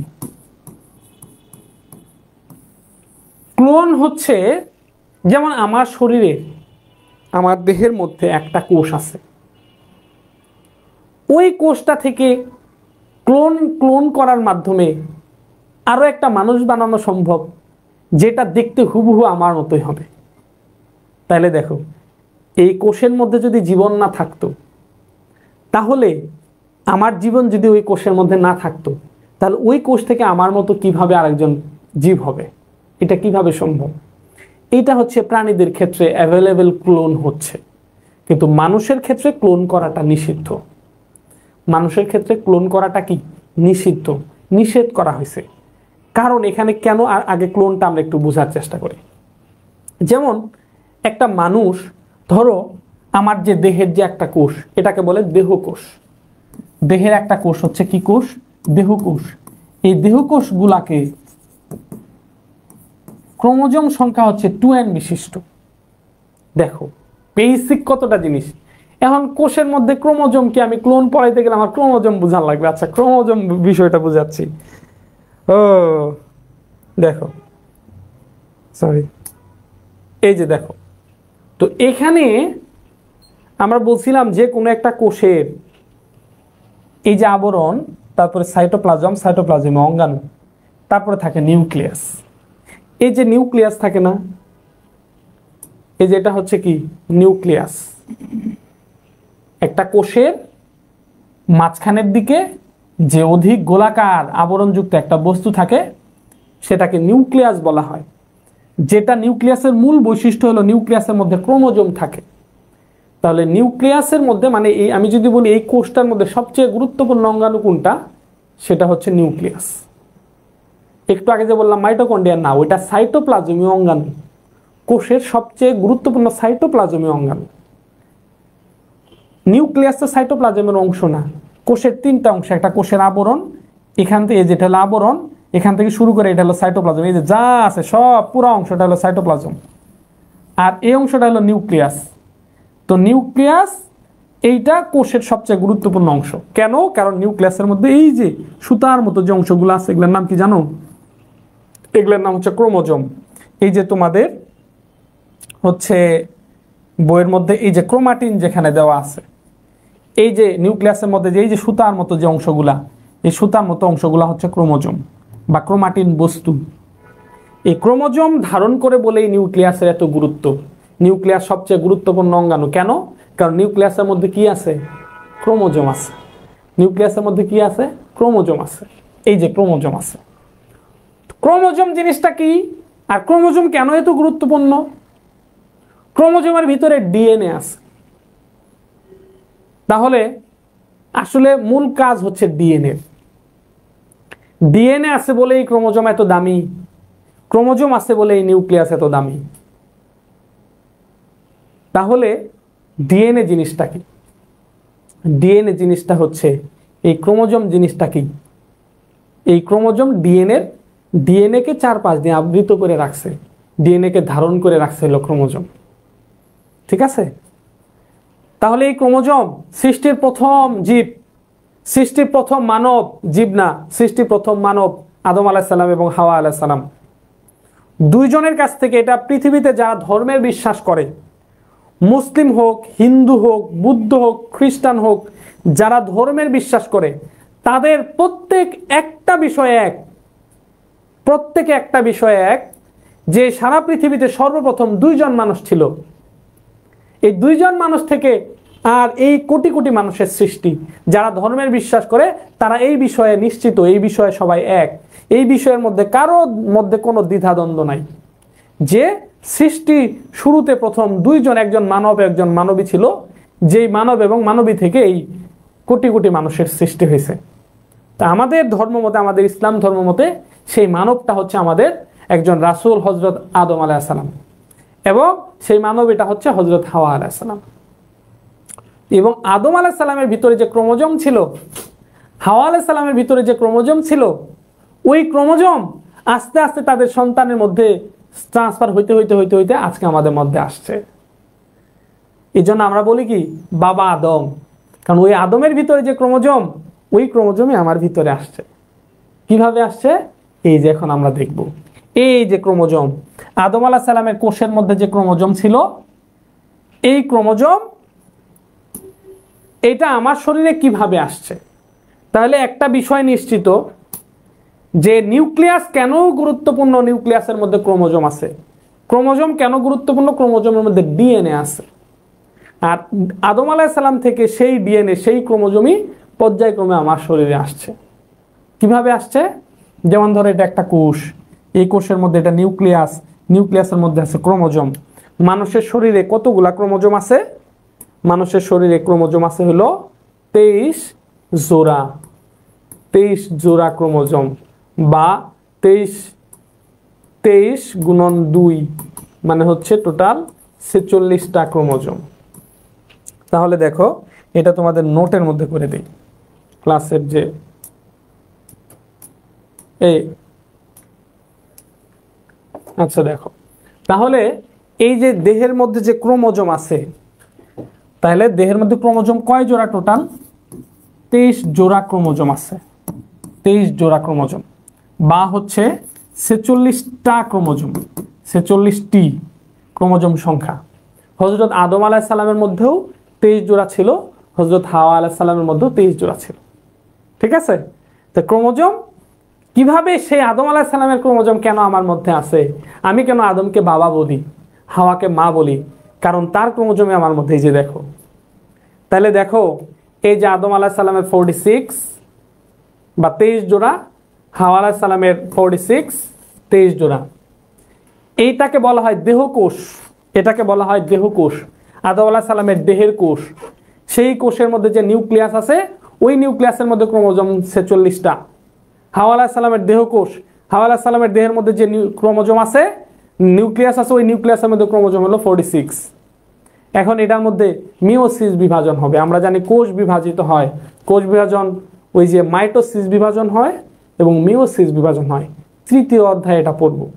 জাস্ট এতটুকু জেনে রাখো যে মাইটোসিস বিভাজন হলে, যেমন ধরো এই কোষটার মধ্যে যদি মাইটোসিস হয়, তাহলে হুবহু এরকম আরো একটা কোষের সৃষ্টি হবে যেটার মধ্যে ক্রোমোজোম সংখ্যা থাকবে 46। কিন্তু যদি এই কোষটার মধ্যে যদি মিওসিস বিভাজন হয়, তাহলে যে কোষটা হবে ক্রোমোজোম সংখ্যা অর্ধেক হয়ে যাবে। 46 এর অর্ধেক হচ্ছে 23, ক্রোমোজোম সংখ্যা অর্ধেক হয়ে যাবে। একটা কোষের মধ্যে যদি মিওসিস বিভাজন হয়, তাহলে ক্রোমোজোম সংখ্যা কি হয়ে যায়? অর্ধেক হয়ে যায়। তাহলে দেখো, এই যে আদম আলাইহিস সালামের 46, এই ক্রোমোজোমের মধ্যে কি হলো? মিওসিস বিভাজন হলো।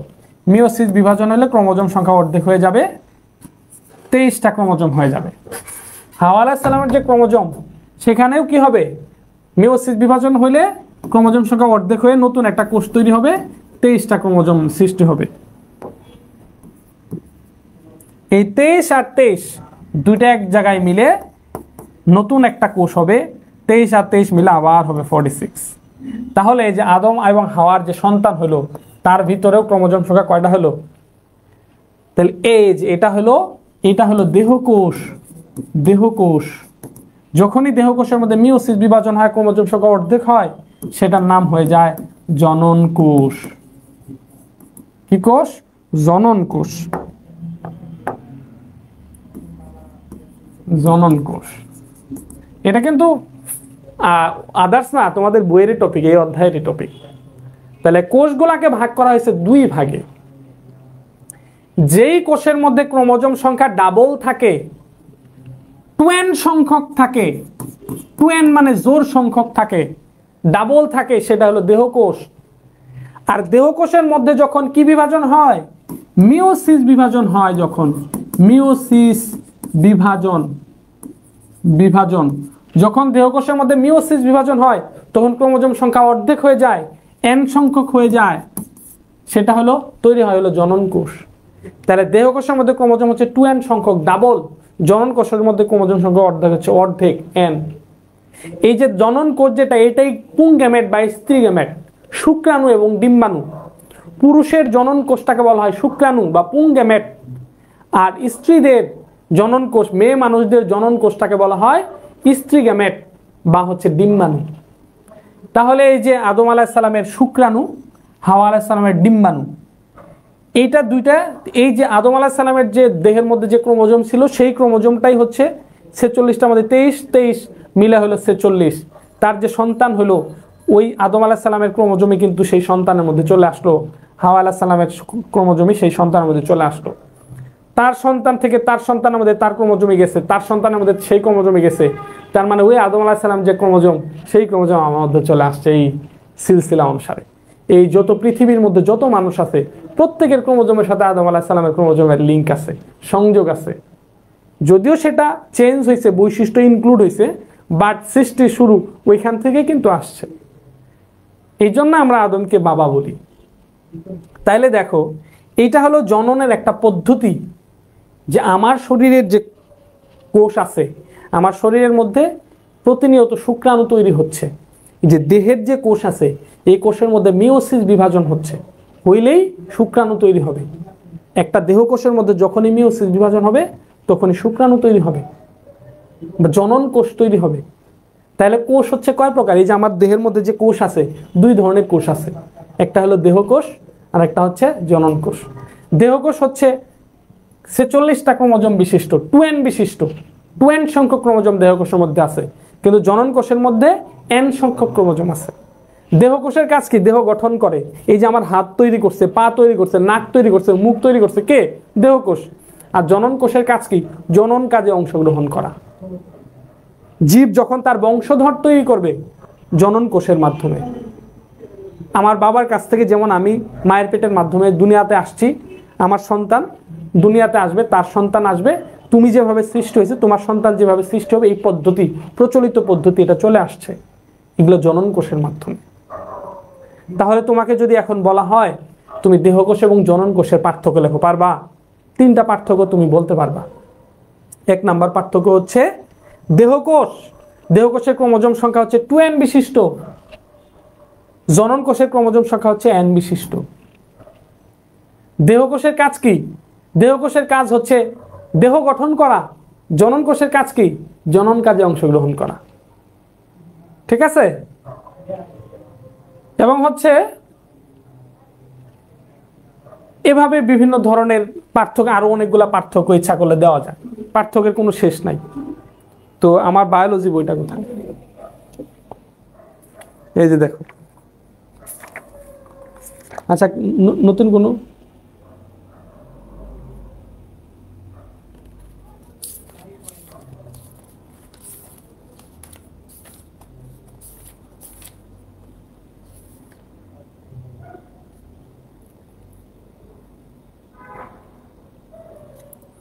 আচ্ছা, যে শব্দটা ভুলে গেছিলাম ওটা একটু দেখলাম, বারবার ওটা বলা দরকার ছিল।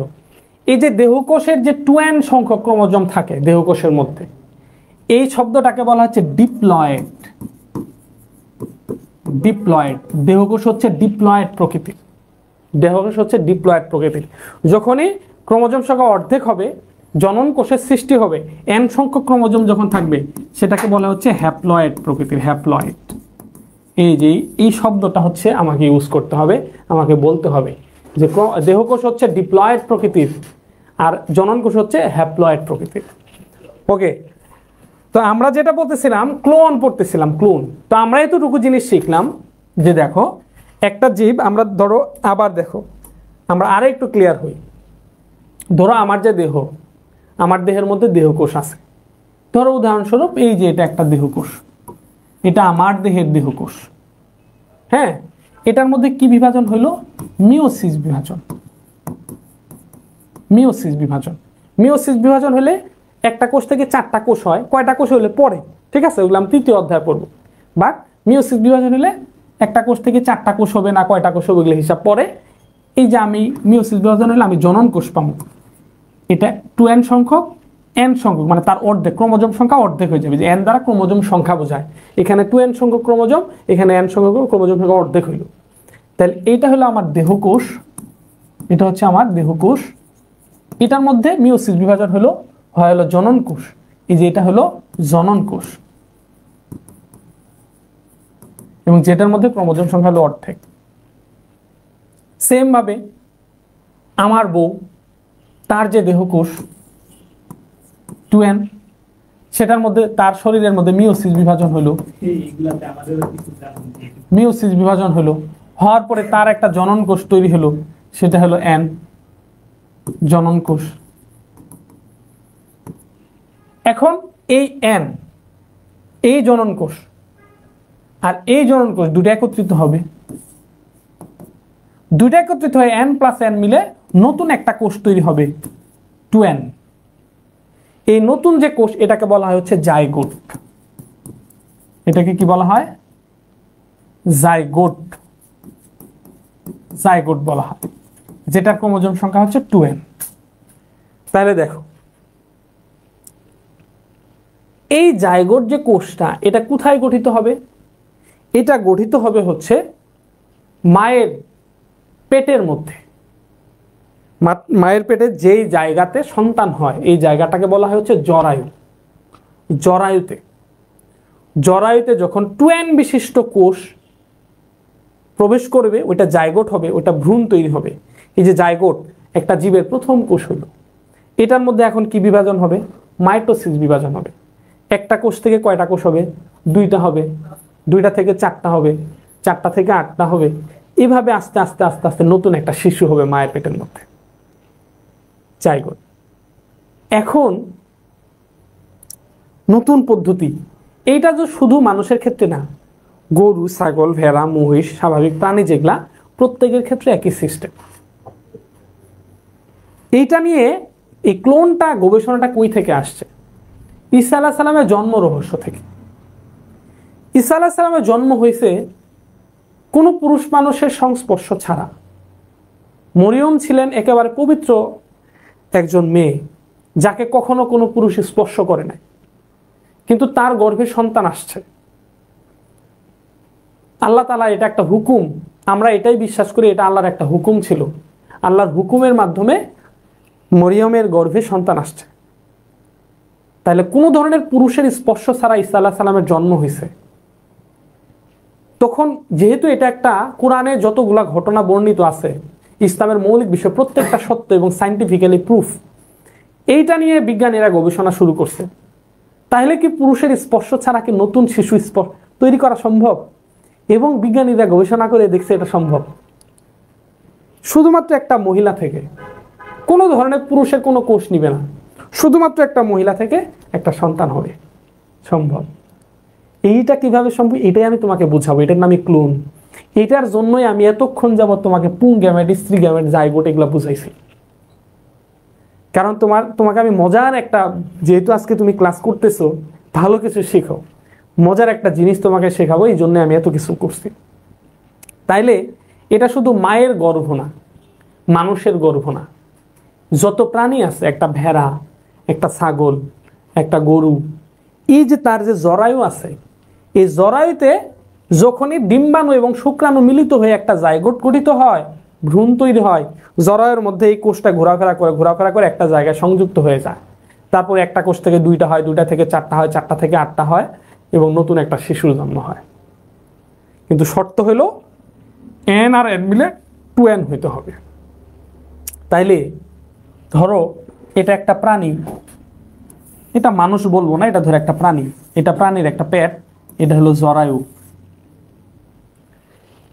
শর্ত হলো এই যে জাইগোটটা, এই জাইগোটটা জরায়ুর মধ্যে তৈরি হয়, ঘুরতে ঘুরতে ঘুরতে ঘুরতে এই যে একটা জায়গায় সংযুক্ত হয়ে যায়, একটা থেকে দুইটা হয়, দুইটা থেকে চারটা হয়, চারটা থেকে আটটা, এবার আস্তে আস্তে এখানে নতুন একটা শিশুর জন্ম হয়।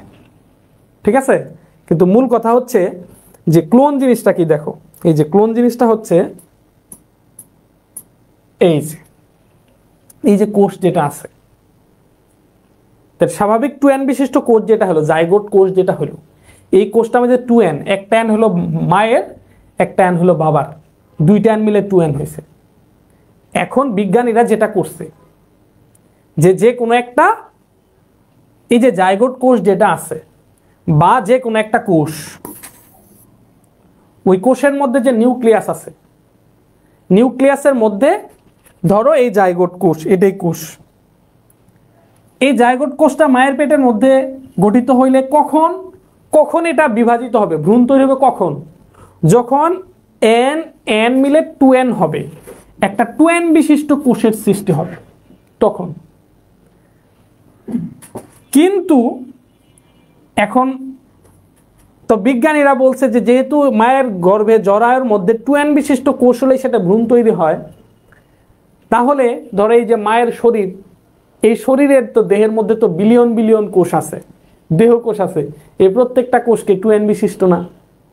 ওই কোষ থেকে মায়ের যে কোষ আছে, এই কোষ থেকে, এই যে ধরো এটা মায়ের যে 2n বিশিষ্ট কোষ, এই কোষ থেকে ক্রোমোজোম নিউক্লিয়াসটা বের করে আনছে, এই 2n বিশিষ্ট ক্রোমোজোম বের করে আনছে, বের কইরা এই নিউক্লিয়াসটা বের করে দিল, এখান থেকে এই নিউক্লিয়াসটা বের করে দিল, বের করে এটা ফালায় দিয়ে এই নিউক্লিয়াসটা এর ভিতরে ঢুকায় দিল। তাইলে এখন এটি এর শরীরের মধ্যে ট্রান্সফার করে দেওয়া হলো 2n বিশিষ্ট কোষ। এখন হচ্ছে এটা এখন কি জরায়ুর ভিতরে 2n বিশিষ্ট কোষ সে পেয়ে গেছে, সুতরাং এখানে ভ্রূণ তৈরি হবে, নতুন শিশু তৈরি হবে। এখন দেখো, এখন যে 2n বিশিষ্ট যেই মহিলার পেটে এটা হবে, বা যে হচ্ছে স্ত্রী প্রাণীর পেটের মধ্যে এটা হচ্ছে, তাকে এটা 2n বিশিষ্ট কোষ দিতে হবে। তার দেহের মধ্যে কি ক্রোমোজোম কোষ নাই? আছে। তার কোষ থেকেই যদি নিউক্লিয়াসটা এখানে দেয় 2n বিশিষ্ট একটা কোষ, যদি এখানে ট্রান্সফার করে দেয় তাহলে সেখানে তো ভ্রূণ গঠিত হবে। তার মানে নতুন একটা শিশু আসবে, নতুন একটা শিশু আসবে তার শরীর থেকেই, এটাকেই বলে ক্লোন। এখন দেখো, যার শরীর থেকে এই যে আমার যে সন্তান হবে সেটা আমার মতো হুবহু দেখতে হয় না কেন? কারণ আমার অর্ধেক তার মায়ের অর্ধেক মিশ্রিত হয়েছে, হওয়ার কারণে সে হুবহু আমার মতো হয় নাই, ওর মায়ের মতো হয় নাই। আমার মধ্যে আমি আবার সরাসরি আমার বাবার মতো বা মায়ের মতো হয় নাই কেন? কেন আমার বাবার অর্ধেক আমার মায়ের অর্ধেক আমার মধ্যে আসছে, আমার বাবার মধ্যে আবার দাদা আছে, দাদি আছে, এই জন্য এক এক সন্তান এক এক রকম হয় না। তবে আমার ভিতরে যে কোষ আছে 2n, এটা থেকেই যদি, যেমন ধরো এটা একটা নারী, তার ভিতরে আমার যে কোষ, তার তো 2n বিশিষ্ট একটা কোষ দরকার, তাই আমার দেহের একটা 2n বিশিষ্ট কোষ, তোর এই যে মাংসপেশি আছে বা যেখান থেকে, ওইটা বিজ্ঞানীরা ভালো জানে কোন জায়গার কোষ, এখান থেকে একটা কোষ খুলে নিল, মাংসপেশি, মুখের লালার মধ্যেও কোষ আছে, কোনো সমস্যা নাই, রক্তের মধ্যেও কোষ আছে, যে কোনো 2n বিশিষ্ট একটা কোষ নিল, নিয়ে ওই নারীর জরায়ুর মধ্যে দিয়ে দিল। তাহলে আমার যে 2n বিশিষ্ট কোষ এই নারীর জরায়ুর মধ্যে দিছে, এই এখান থেকে ভ্রূণ তৈরি হয়, যে নতুন একটা যদি শিশু হয় এটা হুবহু আমার মতো হবে, হুবহু দেখতে আমার মতো হবে, কারণ এই 2nটা সম্পূর্ণ আমার 2n, অতএব দেখতে আমার মতো হবে, হুবহু আমার মতো হবে। তাহলে দেখো, এই 2n বিশিষ্ট কোষটা যদি এই নারীর কাছ থেকেই নেয়, মানে যার পেটে হবে তার কাছ থেকেই নিছে, তাহলে তার ভিতরে নতুন একটা সন্তান হবে, সে দেখতে এই নারী দেখতে মানে যার মতোই হোক, ওর মতো হোক আর কার মতো হোক, কিন্তু সন্তান হবে তো, এই যে হচ্ছে। তার মানে উইদাউট কোনো ধরনের পুরুষের স্পর্শ ছাড়া একটা নারী থেকে এখনই আধুনিক গবেষণায় নতুন একটা সন্তান সৃষ্টি হওয়া সম্ভব হচ্ছে। এটা হচ্ছে ক্লোনের মাধ্যমে। তবে মানব ক্লোন যেটা, এটাকে নিষিদ্ধ করা হয়েছে, কারণ নতুন যে শিশু, মানব ক্লোনিং এর ক্ষেত্রে এটা একেবারে বিশুদ্ধ হয় না। দেখা যাচ্ছে প্রতিবন্ধী শিশু হইতে পারে, হাত পা সমস্যা হয়েছে, হার্টের সমস্যা হয়েছে, বা বেশিরভাগ ক্ষেত্রে প্রতিবন্ধী শিশু হয়। তাহলে জেনে শুনে একটা মানুষকে প্রতিবন্ধী করার অধিকার কারো নাই। এরপরে যে শিশুটা আসবে, সে কাকে মামা ডাকবে, সে কাকে বাবা ডাকবে, সে কাকে চাচা ডাকবে, চাচি ডাকবে, মানে সেই শিশুটা স্বাভাবিক শিশুর মতো কি বড় হইতে পারবে? অবশ্যই পারবে না। এই জন্য WHO কর্তৃক আন্তর্জাতিক ইন্টারন্যাশনালি ল অনুসারে মানব ক্লোনকে নিষিদ্ধ করা হয়েছে, যেটা এখন পর্যন্ত প্রাণীদের মধ্যে প্রচলিত আছে। যেমন ভেড়ার ক্ষেত্রে, ছাগলের ক্ষেত্রে, বিভিন্ন প্রাণীর ক্ষেত্রে ক্লোনিং করা যায়, তবে মানব ক্লোনিং এটা নিষিদ্ধ।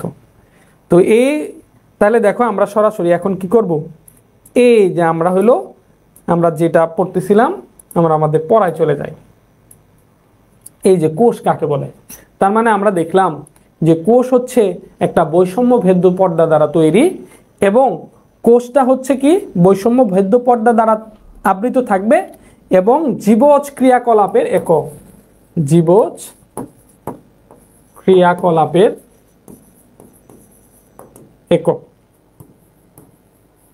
একককে কোষ বলে। এই যে এতটুক সংজ্ঞা দিলে এনাফ। বৈষম্য ভেদ্য পর্দা দিয়ে আবৃত জীবজ ক্রিয়াকলাপের একককে কোষ বলা হয়। কোষ কাকে বলে? বৈষম্য ভেদ্য পর্দা দ্বারা আবৃত জীবজ ক্রিয়াকলাপের একককে কোষ বলা হয়। কোষ কাকে বলে? বৈষম্য ভেদ্য পর্দা দ্বারা আবৃত জীবজ ক্রিয়াকলাপের একককে কোষ বলা হয়। কোষের সর্বপ্রথম সংজ্ঞাটা কে দিছে? লোই এবং সিকেভিচ। কত সালে? 1969 সালে। এই হলো কোষ। তাহলে এই যে কোষীয় যে অঙ্গাণুগুলো আছে, আচ্ছা এগুলো আমরা মোটামুটি একটু পড়ছি।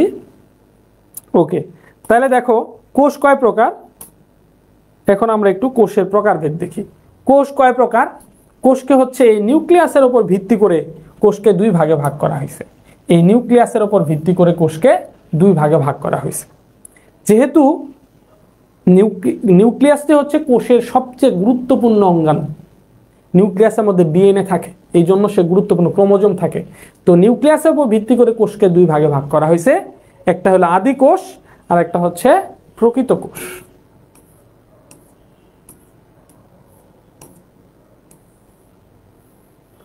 আচ্ছা এটা মনে হয় এইদিকে, হ্যাঁ এই যে দেখো, এই নিউক্লিয়াসের গঠনের উপর ভিত্তি করে কোষকে দুই ভাগে ভাগ করা হয়েছে। নিউক্লিয়াসের গঠনের উপর ভিত্তি করে কোষকে দুই ভাগে ভাগ করা হয়েছে। একটা হলো আদি কোষ, একটা হচ্ছে প্রকৃত কোষ। তাহলে কোষ কয় প্রকার? কোষ হচ্ছে দুই প্রকার। কোষ হচ্ছে কয় প্রকার? কোষ হচ্ছে দুই প্রকার। তাহলে আমরা হচ্ছে এই যে কোষের সংজ্ঞা দিছি, এখানে, দেন আমরা এখানে একটা স্লাইড দেব। কোষ তাহলে কার উপর ভিত্তি করে?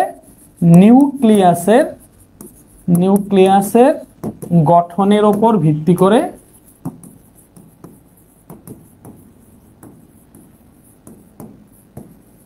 কোষ হচ্ছে দুই প্রকার। কয় প্রকার? দুই প্রকার। কি কি? এক নাম্বার হচ্ছে আদি কোষ, আরেকটা হচ্ছে প্রকৃত কোষ। তাহলে দেখো আদি কোষ কি আর প্রকৃত কোষ কি?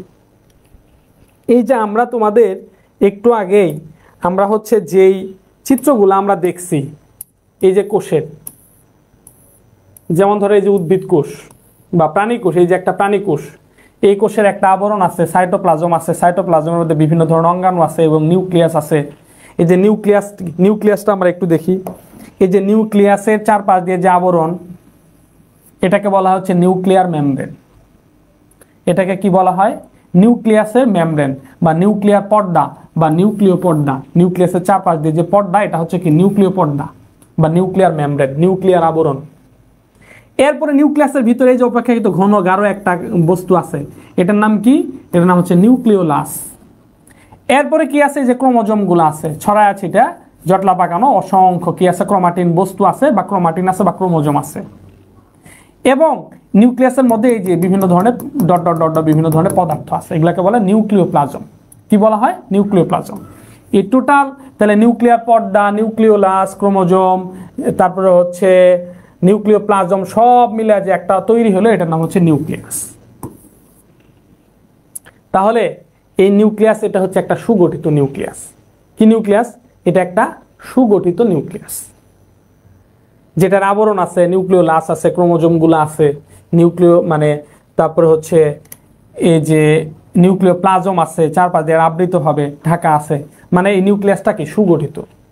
কিন্তু কিছু কিছু ব্যাকটেরিয়ার যে কোষ আছে, কিছু কিছু জীবের মধ্যে এই নিউক্লিয়াসটা কি থাকে না? সুগঠিত থাকে না।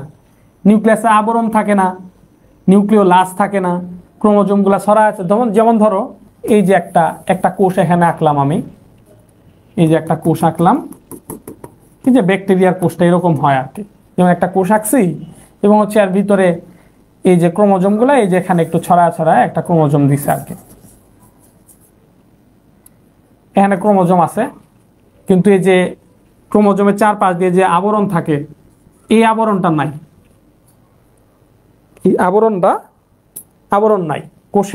কোষ আছে, ধরো এই যে এখানে আমি দেখাই, তোর এই যে নিউক্লিয়াস আছে, এই যে নিউক্লিয়াস এটা নাই, এই নিউক্লিয়াসের আবরণও নাই, ক্রোমোজোমগুলো ছড়ায় আছে, এটা আছে। ওই ধরনের কোষগুলাকে বলা হচ্ছে আদি কোষ, যাদের নিউক্লিয়াসটা কি না? সুগঠিত না। তাহলে হচ্ছে এই যে আমরা বললাম হচ্ছে কোষ হলো দুই প্রকার। কিসের উপর ভিত্তি করে? নিউক্লিয়াসের উপর ভিত্তি করে। যাদের নিউক্লিয়াসটা সুগঠিত, নিউক্লিয়াসের আবরণ, নিউক্লিয়ার মেমব্রেন সবকিছু আছে, তারা হচ্ছে প্রকৃত কোষ। আর যাদের নিউক্লিয়াস সুগঠিত নয়, নিউক্লিয়াসের আবরণ ঠিক মতো নাই, সবকিছু ছড়ায় ছিটে আছে, সেটা হচ্ছে আদি কোষ। এখন আমার পরীক্ষার প্রশ্ন হলো আদি কোষ এবং প্রকৃত কোষের পার্থক্য লেখো। আদি কোষ এবং প্রকৃত কোষের পার্থক্য লেখো। তাহলে যে দুই প্রকার আদি কোষ এবং প্রকৃত কোষ, আমরা একটু পার্থক্য লিখব। এক নাম্বার পার্থক্য কি হবে? আদি কোষের নিউক্লিয়াস সুগঠিত নয়, নিউক্লিয়াস সুগঠিত নয়। প্রকৃত কোষে কি হবে? এদের নিউক্লিয়াস কি? সুগঠিত। নিউক্লিয়াস সুগঠিত। এই হলো একটা পার্থক্য। দুই নাম্বার পার্থক্য, লাভলু কতক্ষণ হয়েছে?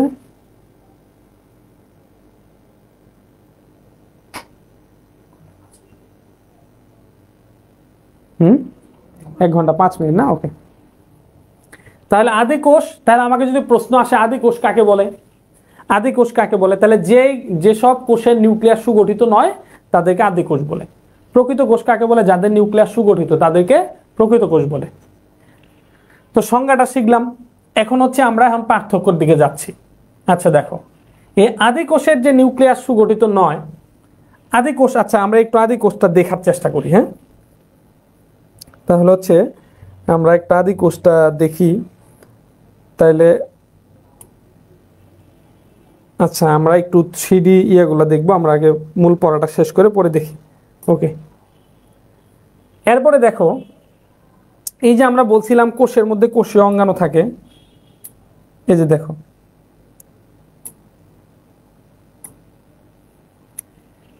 এই যে এটা হলো একটা প্রকৃত কোষ।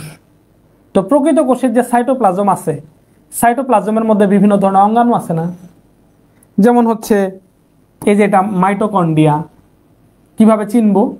এই যে এরকম থাকবে, এই যে এরকম এরকম থাকলে ওটার নাম হচ্ছে মাইটোকন্ড্রিয়া, শক্তি তৈরি করে। এরপরে এই যে কি, এটা গোলজি বস্তু।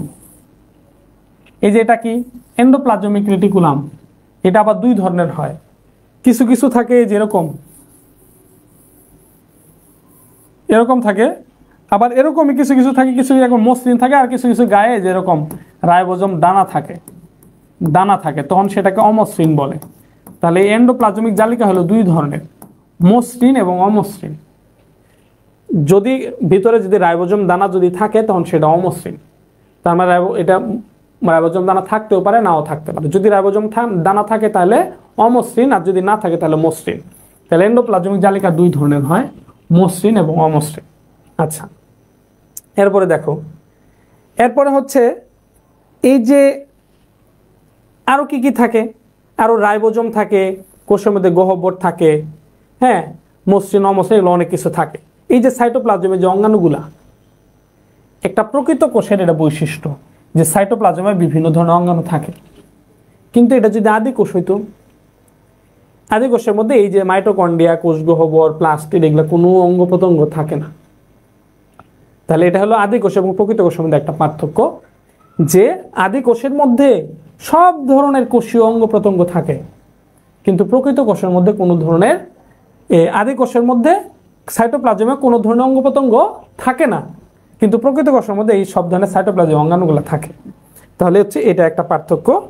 যেমন হচ্ছে এই যেখানে আমরা লিখব যে আদি কোষের মধ্যে সাইটোপ্লাজমীয় অঙ্গাণু, সাইটোপ্লাজমীয় অঙ্গাণু থাকে না, সাইটোপ্লাজমীয় অঙ্গাণু থাকে না, শুধু একটা অঙ্গাণু থাকে। কি থাকে? শুধু শুধু রাইবোজোম থাকে। কি থাকে? রাইবোজোম থাকে। এই হচ্ছে আদি কোষ। আর প্রকৃত কোষের ক্ষেত্রে কি, তাহলে আমরা কি লিখব? সব ধরনের কোষীয় অঙ্গাণু থাকে, এই সব ধরনের সাইটোপ্লাজমীয় অঙ্গাণু থাকে, সব ধরনের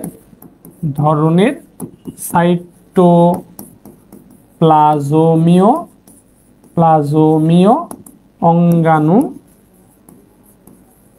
অঙ্গাণু থাকে। এই যে দুইটা পার্থক্য হয়ে গেছে। এক নাম্বার পার্থক্য, আদি কোষের নিউক্লিয়াস সুগঠিত নয়। দুই নাম্বার আর প্রকৃত কোষের নিউক্লিয়াস সুগঠিত। আদি কোষের মধ্যে কোনো ধরনের সাইটোপ্লাজমীয় অঙ্গাণু থাকে না, শুধু রাইবোজোম থাকে। আর প্রকৃত কোষের মধ্যে সব ধরনের সাইটোপ্লাজমীয় অঙ্গাণু থাকে, রাইবোজোমও থাকে, যেমন কি প্লাস্টিড, মাইটোকন্ড্রিয়া, এন্ডোপ্লাজমিক জালিকা, তারপরে গোলজি বস্তু, সেন্ট্রোজোম, লাইসোজোম, এই সবকিছু, লাইসোজোম, এগুলো সবকিছু থাকে। আচ্ছা, এই আদি কোষের মধ্যে যে ক্রোমোজোম থাকে, আদি কোষের মধ্যে কি থাকে? ক্রোমোজোম থাকে। তো ক্রোমোজোমগুলো কি থাকে? ছড়ায় ছিটায় থাকে।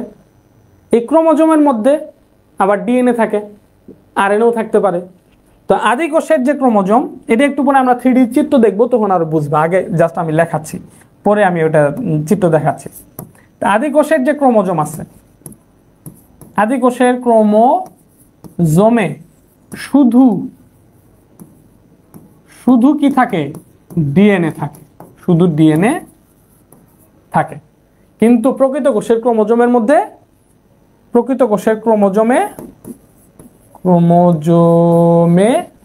কি থাকে? ডিএনএ থাকে, তারপরে সামান্য পরিমাণের আরএনএ থাকে,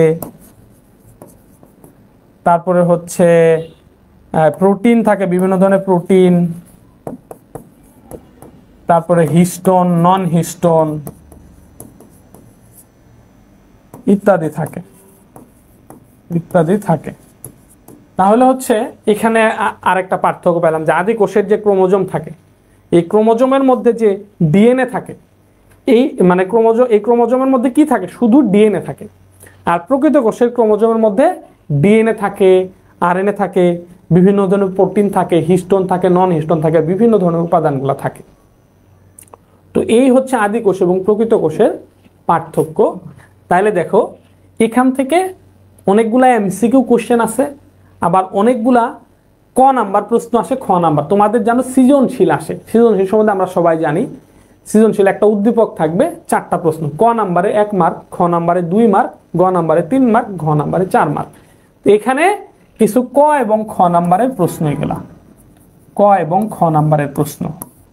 একটা হচ্ছে কি, যেমন আদি কোষ কাকে বলে, প্রকৃত কোষ কাকে বলে, তারপরে হচ্ছে আদি কোষ এবং প্রকৃত, খ নাম্বারে যদি আসে তাহলে আসবে আদি কোষ এবং প্রকৃত কোষের পার্থক্য লেখো। তাহলে এই যে 3টা পার্থক্য খ নাম্বারে দিলেই হবে ইনশাআল্লাহ। যদি আসে আদি কোষ কাকে বলে, যে কোষের নিউক্লিয়াস সুগঠিত নয় তাকে আদি কোষ বলে, প্রকৃত কোষ কাকে বলে, যাদের নিউক্লিয়াস সুগঠিত থাকে প্রকৃত কোষ বলে। এই যেগুলো আবার এমসিকিউ এর মধ্যেও আসতে পারে। যেমন তাহলে পার্থক্যটা কি, আদি কোষের নিউক্লিয়াস সুগঠিত নয়, প্রকৃত কোষের নিউক্লিয়াস সুগঠিত। আদি কোষের মধ্যে কোনো ধরনের সাইটোপ্লাজমীয় অঙ্গাণু থাকে না, শুধু রাইবোজোম থাকে। আর প্রকৃত কোষের মধ্যে সব ধরনের সাইটোপ্লাজমীয় অঙ্গাণু থাকে। এদের ক্রোমোজোমের মধ্যে শুধু ডিএনএ থাকে, আর এদের ক্রোমোজোমের মধ্যে ডিএনএ, আরএনএ, প্রোটিন, হিস্টোন, নন হিস্টোন বিভিন্ন ধরনের অঙ্গাণু উপাদান থাকে। আচ্ছা, এরপরে হচ্ছে একটা উদাহরণ আমরা দিতে পারি যে আদি কোষ কাদের মধ্যে আদি কোষ থাকে। আমরা যত ব্যাকটেরিয়া জানি, যত ব্যাকটেরিয়া আমরা চিনি, সব ব্যাকটেরিয়ার কোষ হচ্ছে আদি কোষ। তাহলে এখানে একটা আমরা উদাহরণ দিতে পারি। আদি কোষ কার কোষ? ব্যাকটেরিয়ার কোষ। ব্যাকটেরিয়ার কোষ হচ্ছে আদি কোষ। আর প্রকৃত কোষ মানুষ, প্রাণী, উদ্ভিদ, গরু, ছাগল, ভেড়া, উদ্ভিদ এবং প্রাণী যত উন্নত শ্রেণী জীবের কোষ আছে এগুলো সবগুলা কি কোষ? প্রকৃত কোষ। যেমন উদ্ভিদ কোষ, উদ্ভিদ কোষ ও হচ্ছে প্রাণী কোষ, প্রাণী কোষ, এই যেগুলা হচ্ছে প্রকৃত কোষ। এই যে সুন্দরভাবে হয়ে গেছে, আমাকে 2 এ 2 দিবে ইনশাআল্লাহ এইভাবে যদি আমি সাজাই। ক নাম্বার আসুক, খ নাম্বার আসুক, এখান থেকে বিভিন্ন এমসিকিউ হইতে পারে, নিজের মতো করে দিব, কোনো সমস্যা নেই। আচ্ছা, এখন আমরা দেখবো আদি কোষটা আমরা একটু দেখার চেষ্টা করি। হ্যাঁ, আমরা একটু আদি কোষটা দেখার চেষ্টা করি, তাহলে আমরা আরেকটু ক্লিয়ার ভাবে এটা বুঝতে পারবো ইনশাআল্লাহ। এই যে দেখো, আমরা এখন দেখবো হলো আদি কোষ, না প্রোক্যারিওটিক সেল। এটা কি লেখা যাবে?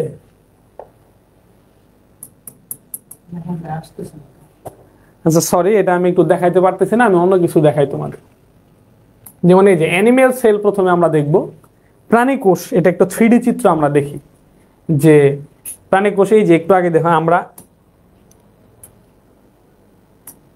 এই যে প্রাণী কোষ আছে না, এই প্রাণী কোষটা জাস্ট বোঝানোর জন্য এভাবে চিত্র আঁকছে, কিন্তু এটা 3D হলে কেমন হবে, হ্যাঁ সেটা আমরা একটু দেখার চেষ্টা করি।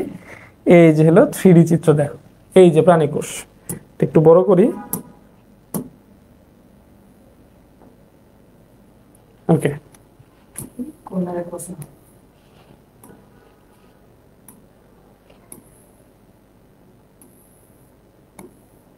এটা কি ঘোরানো যাবে না? হ্যাঁ হ্যাঁ, করা যায়, করা যাবে। এই যে দেখো, এটা একটু ছোট করে দাও তো। এই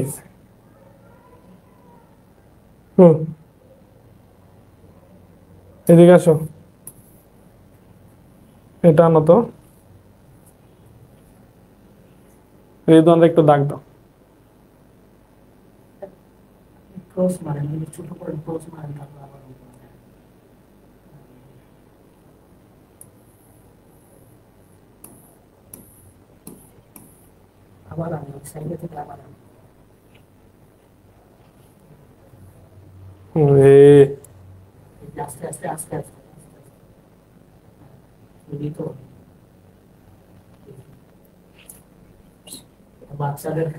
এই যে দেখো, এটা আমি নিজেও বুঝতেছি না, এটা চালানো শিখতেছি আর কি। দেখো এই যে একটা প্রাণী কোষ দেখানো হয়েছে তোমাদের, এই যেটা ভালো করে দেখো, এই যেটা হলো প্রাণী কোষ। এটা অবশ্য ঘুরা ঘুরা দেখানো যায় সবগুলা। এই যে প্রাণী কোষ, এই যে চারপাশ দিয়ে যে আবরণ, এই আবরণটা হচ্ছে প্লাজমা মেমব্রেন।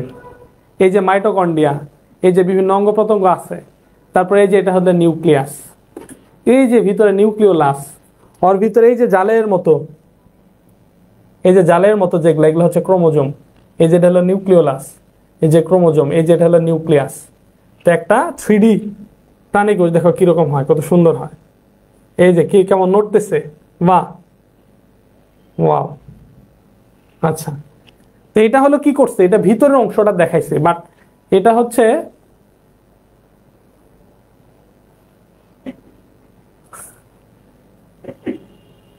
ওকে। আমরা একটু উদ্ভিদ কোষটা দেখি। উদ্ভিদ কোষটা দেখলে ওই যে কোষ প্রাচীরটা সুন্দরভাবে বোঝা যাবে। এই যে দেখো,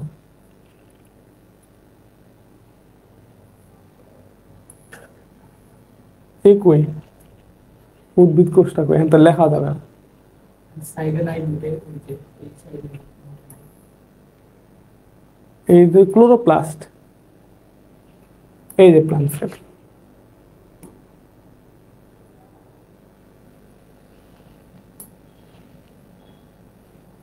এটা আসার কথা না?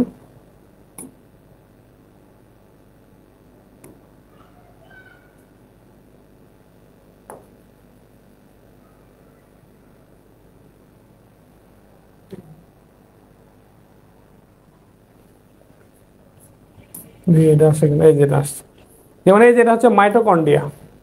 যাই হোক, ওই প্লান্ট সেলটা আসে না কেন?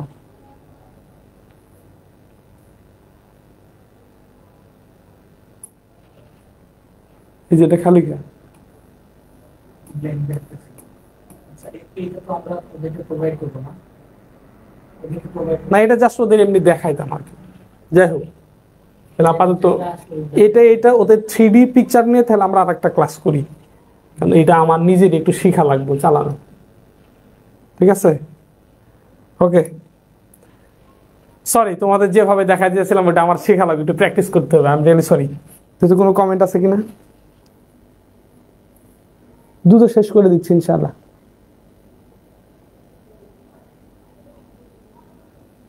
আচ্ছা, তাহলে আমরা ওই যে স্লাইডটা করতেছি, তাহলে এখানে আমরা চাই দেখো, তাহলে মোটামুটি আমরা কয়েকটা কোশ্চেন আমরা এখান থেকে আমরা পড়ছি। কি কি কোশ্চেন পড়লাম দেখো, যেগুলো হচ্ছে আমার জন্য দরকারি। একটা হলো কোষ কাকে বলে, কোষের সংজ্ঞা পড়লাম, এটা একটা ক নাম্বারের প্রশ্ন। তারপরে হচ্ছে আমরা আরো কয়েকটা ক নাম্বারের প্রশ্ন পড়লাম, আদি কোষ কি, প্রকৃত কোষ কি। তারপরে এবং একটা খ নাম্বারের প্রশ্ন বললাম, আদি কোষ এবং প্রকৃত কোষের পার্থক্য লেখো। আচ্ছা, এরপরে হচ্ছে নেক্সট আমরা যাচ্ছি, নেক্সট এই এখানে। এটা হচ্ছে আমরা প্রথমে দেখো, আমরা এই যেখানে বলছি যে নিউক্লিয়াসের গঠনের উপর ভিত্তি করে কোষ হচ্ছে দুই প্রকার। নিউক্লিয়াসের গঠনের উপর ভিত্তি করে। এখন আসবে হচ্ছে কাজের উপর ভিত্তি করে কোষ কয় প্রকার। কাজের উপর ভিত্তি করে কোষ হচ্ছে দুই প্রকার। কয় প্রকার? দুই প্রকার। এটা খুব ইম্পর্টেন্ট, খুব ইম্পর্টেন্ট। আচ্ছা, এখান থেকে আরেকটা জিনিস একটু বলে দেওয়া দরকার, সেটা বলি নাই, একটু বলি। এই যে আদি কোষ, এটাকে বলা হয় হচ্ছে প্রোক্যারিওটিক সেল। Prokaryotic cell. আর প্রকৃত কোষ এটা হচ্ছে ইউক্যারিওটিক সেল। ইউক্যারিওটিক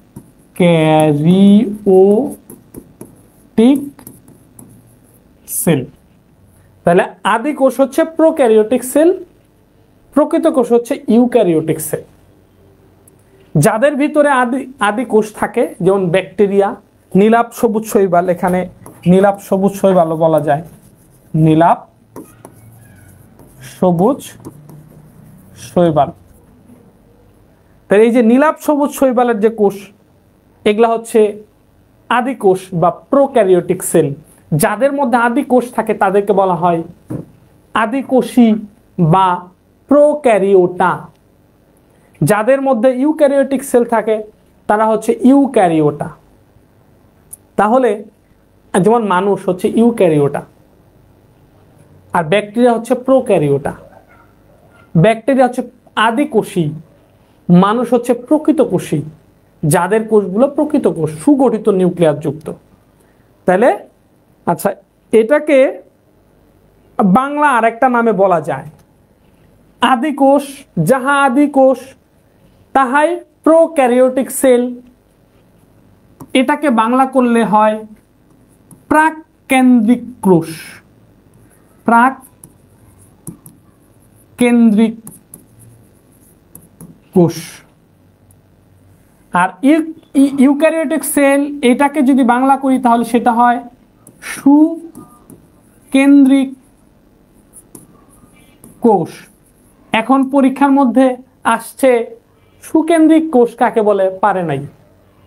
যদি প্রকৃত কোষ কাকে বলে আসতো তাহলে ঠিকই পারতো, কিন্তু একই জিনিস আসছে অন্য শব্দে, যার কারণে পারে না। এগুলো মাথায় রাখতে হবে, সবসময় ইংরেজি টার্মগুলো মাথায় রাখবা। যে কোনো টপিক পড়লে ওইটার ইংরেজি শব্দটা কি হয় সেটা মাথায় রাখবা, কারণ অনেক সময় ইংরেজি শব্দ দিয়েও পরীক্ষায় প্রশ্ন আসতে পারে। প্রশ্ন আসছে দেহকোষ, জননকোষ, প্রশ্ন আসছে গ্যামেটিক সেল এবং সোমাটিক সেলের পার্থক্য লেখো, ও পারে নাই। আমার কাছে আয়সা জিজ্ঞেস করতেছে, স্যার গ্যামেটিক সেল এবং সোমাটিক সেলের পার্থক্য আসছে, এটা তো পারেনি, এটা পড়ার নাই। পরে আমি কইতেছি কৌত দেহকোষ আর জননকোষের পার্থক্য কি, ওই বলা শুরু করছে। আমি বললাম এইটাই তো আসছে। হ্যাঁ হ্যাঁ স্যার, এইটা তো ইংরেজিতে আসছে, আমি তো ইংরেজিটা পড়ি নাই, এই জন্য ইংরেজিটা পড়বা। যার কথা বললাম সে এখন এমবিবিএস ডাক্তার, সোহার্দি মেডিকেল থেকে এমবিবিএস কমপ্লিট করছে আমার স্টুডেন্ট। ও এই কোশ্চেনটা ভুল করছে, বাট এই ভুল থেকে সে শিক্ষা নিচ্ছে। আল্লাহ তাআলা তার প্রতি রহমত করছে, সে এখন ভালো ডাক্তার, সম্ভবত ইন্টারনিউ শেষ করে ফেলছে আর কি।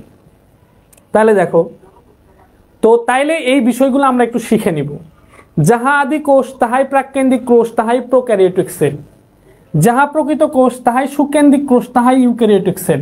তাহলে আমার পরীক্ষায় প্রোক্যারিওটিক সেল ইউক্যারিওটিক সেলের পার্থক্য যদি আসে, ওই যে ওইটাই আদি কোষ এবং প্রকৃত কোষের পার্থক্য। প্রাককেন্দ্রিক কোষ এবং সুকেন্দ্রিক কোষের পার্থক্য আসলে ওই তাহাই, একই প্রশ্ন। তাহলে আমরা এখান থেকে ক নাম্বারের প্রশ্নগুলো শিখলাম, যে আদি কোষ কাকে বলে, প্রকৃত কোষ কাকে বলে, এবং পার্থক্যটা পড়লাম এবং কোষের সংজ্ঞা পড়ছি। আচ্ছা, এখন হচ্ছে কাজের উপর ভিত্তি করে কোষ হলো দুই প্রকার। স্যার নিউক্লিয়াসের উপর ভিত্তি করে, আবার কাজের উপর ভিত্তি করে কে? যেমন আমি তোমাকে বলছি মানুষ কত প্রকার, উত্তর দিতে পারবে না, কারণ কিসের উপর ভিত্তি করে মানুষের প্রকার ভেদ করতে বলছি এটাকে আমাকে ক্লিয়ার করতে হবে। আমি যদি বলি যে লিঙ্গের উপর ভিত্তি করে, তাহলে তুমি বলো দুই প্রকার, ছেলে মানুষ মেয়ে মানুষ।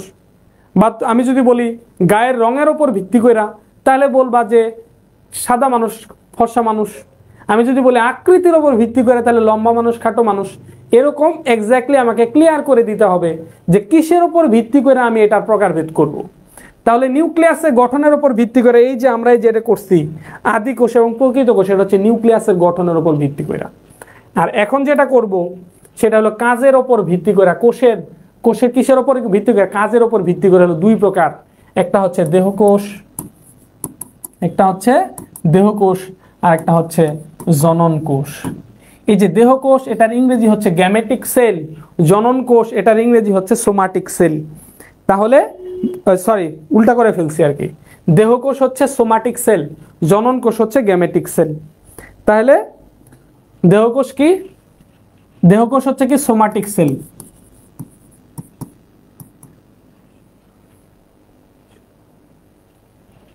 Somatic cell. আর জনন কোষ হচ্ছে গ্যামেটিক সেল। তাহলে এখন দেহকোষ কাকে বলে এবং জনন কোষ কাকে বলে, এই সংজ্ঞাটা কিন্তু একটু ক্রিটিক্যাল আছে।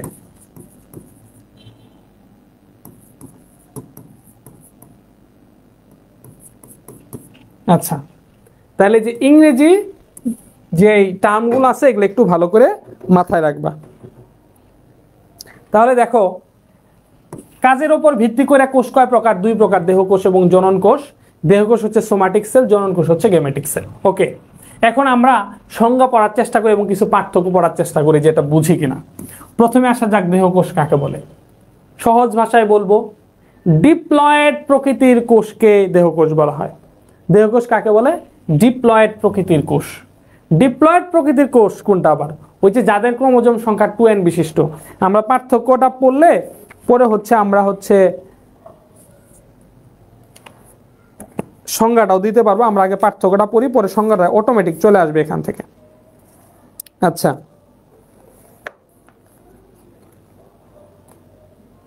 দেখো দেহকোষ কি করবে? দেহ গঠন করে। জনন কোষ কি করে? জনন কাজে অংশগ্রহণ করে। এক নাম্বার জিনিস, দেহকোষের কাজ হলো দেহ গঠন করা। এই যে এত বড় একটা বট গাছ, এই সারা দেহের যত কোষ দেহকোষ। এই যে আমার এই যে শরীর, এই যে হাত পা যা যত কোষ এলো সব দেহকোষ। তাহলে দেহকোষের কাজ হলো দেহ গঠন। এই আমার দেহ, তোমার দেহ গঠন করছে যে কোষ, দেহকোষ। আর জনন কাজে অংশগ্রহণ করে যেটা, এটা একটু আগে কিন্তু অনেকক্ষণ যাবত বুঝাইছি, এগুলো হচ্ছে জনন কোষ। দেহকোষের মধ্যে যখন মিওসিস বিভাজন হয়, ক্রোমোজোম সংখ্যা অর্ধেক হয়, এগুলো হলো জনন কোষ। দুই ধরনের হয়, শুক্রাণু এবং ডিম্বাণু, পুংগ্যামেট এবং স্ত্রী গ্যামেট, পুং জনন কোষ এবং স্ত্রী জনন কোষ। তাহলে দেহকোষ দেহ গঠন করে, জনন কোষ জনন কাজে অংশগ্রহণ করে। এরপরে হচ্ছে দেহকোষের মধ্যে ক্রোমোজোম সংখ্যা কেমন থাকে? দেহকোষের মধ্যে ক্রোমোজোম থাকে কি? ক্রোমোজোম, দেহকোষের মধ্যে ক্রোমোজোম হচ্ছে ডিপ্লয়েড প্রকৃতির। ডিপ্লয়েড, ডিপ্লয়েড এই যে যখনই ক্রোমোজোম সংখ্যা 2n মানে ডাবল থাকে সেটাকে বলা হয় ডিপ্লয়েড। তাহলে ক্রোমোজোম হচ্ছে ডিপ্লয়েড প্রকৃতির। ক্রোমোজোম ডিপ্লয়েড প্রকৃতির। আর জনন কোষের ক্রোমোজোম কি? এই যে দেহকোষের মধ্যে যখন মিওসিস বিভাজন হয় ক্রোমোজোম সংখ্যা অর্ধেক হয়, তাহলে জনন কোষের ক্রোমোজোম হচ্ছে, এদের ক্রোমোজোম হচ্ছে হ্যাপ্লয়েড। হ্যাপ্লয়েড এন, হ্যাপ্লয়েড প্রকৃতির। এই হচ্ছে ক্রোমোজোম হচ্ছে ডিপ্লয়েড 2n প্রকৃতির, আর এদের ক্রোমোজোম হচ্ছে হ্যাপ্লয়েড জনন কোষের। ওকে, এবং হচ্ছে আরো একটা পার্থক্য আমরা দিতে পারি, দেহকোষ কিভাবে তৈরি হয় এবং জনন কোষ কিভাবে তৈরি হয়। আচ্ছা, দেহকোষের মধ্যে যখন মাইটোসিস বিভাজন হবে, এক কথায় শেষ, মাইটোসিস বিভাজন হইলেই দেহকোষ তৈরি হবে। আর দেহকোষের মধ্যে যখন মিওসিস বিভাজন হবে তখন জনন কোষ তৈরি হবে। তাহলে দেহকোষ তো কিভাবে তৈরি হবে? মাইটোসিস বিভাজনের মাধ্যমে। মাইটোসিস বিভাজনের মাধ্যমে দেহকোষ তৈরি হয়। দেহকোষ তৈরি হয়। আর জনন কোষ কিভাবে তৈরি হয়? মিওসিস বিভাজনের মাধ্যমে জনন কোষ তৈরি হয়। মিওসিস বিভাজনের মাধ্যমে জনন কোষ তৈরি হয়। জনন কোষ তৈরি হয়। এই যে দেহকোষ এবং জনন কোষের মধ্যে পার্থক্য। তাহলে দেহকোষ হলো দেহ গঠন করে, জনন কোষ জনন কাজে অংশগ্রহণ করে। দেহকোষের ক্রোমোজোম সংখ্যা ডিপ্লয়েড প্রকৃতির, ক্রোমোজোম সংখ্যা 2n প্রকৃতির, আর জনন কোষের ক্রোমোজোম সংখ্যা হচ্ছে হ্যাপ্লয়েড প্রকৃতির। মাইটোসিস বিভাজনের মাধ্যমে দেহকোষ তৈরি হয়, আর মিওসিস বিভাজনের মাধ্যমে জনন কোষ তৈরি হয়। এই যে দেহকোষ এবং জনন কোষের পার্থক্য। এখন দেহকোষ তাহলে কাকে বলে? তাহলে বলবা যে জীবের দেহ গঠনকারী ডিপ্লয়েড ক্রোমোজোম বিশিষ্ট কোষকে দেহকোষ বলা হয়। দেহ গঠনকারী ডিপ্লয়েড প্রকৃতির কোষকে দেহকোষ বলা হয়। জনন কোষ কাকে বলে? জনন কাজে অংশগ্রহণকারী হ্যাপ্লয়েড প্রকৃতির কোষকে জনন কোষ বলা হয়। জনন কাজে অংশগ্রহণকারী হ্যাপ্লয়েড প্রকৃতির কোষকে জনন কোষ বলে, দেহ গঠনকারী ডিপ্লয়েড প্রকৃতির কোষকে দেহকোষ বলে। তাহলে আমরা দেহকোষ এবং জনন কোষের সংজ্ঞাটা আমরা লিখে ফেলি। তাহলে দেখো দেহকোষ কাকে বলে। এই যে দেহকোষ, দেহকোষ কাকে বলে? তাহলে আমরা কি লিখবো সংজ্ঞাটা কি? দেহ গঠনকারী ডিপ্লয়েড প্রকৃতির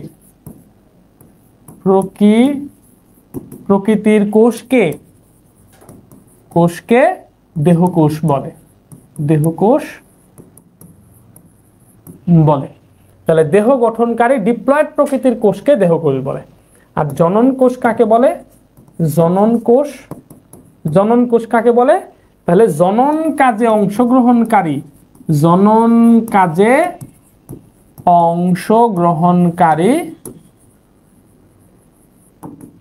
হ্যাপ্লয়েড প্রকৃতির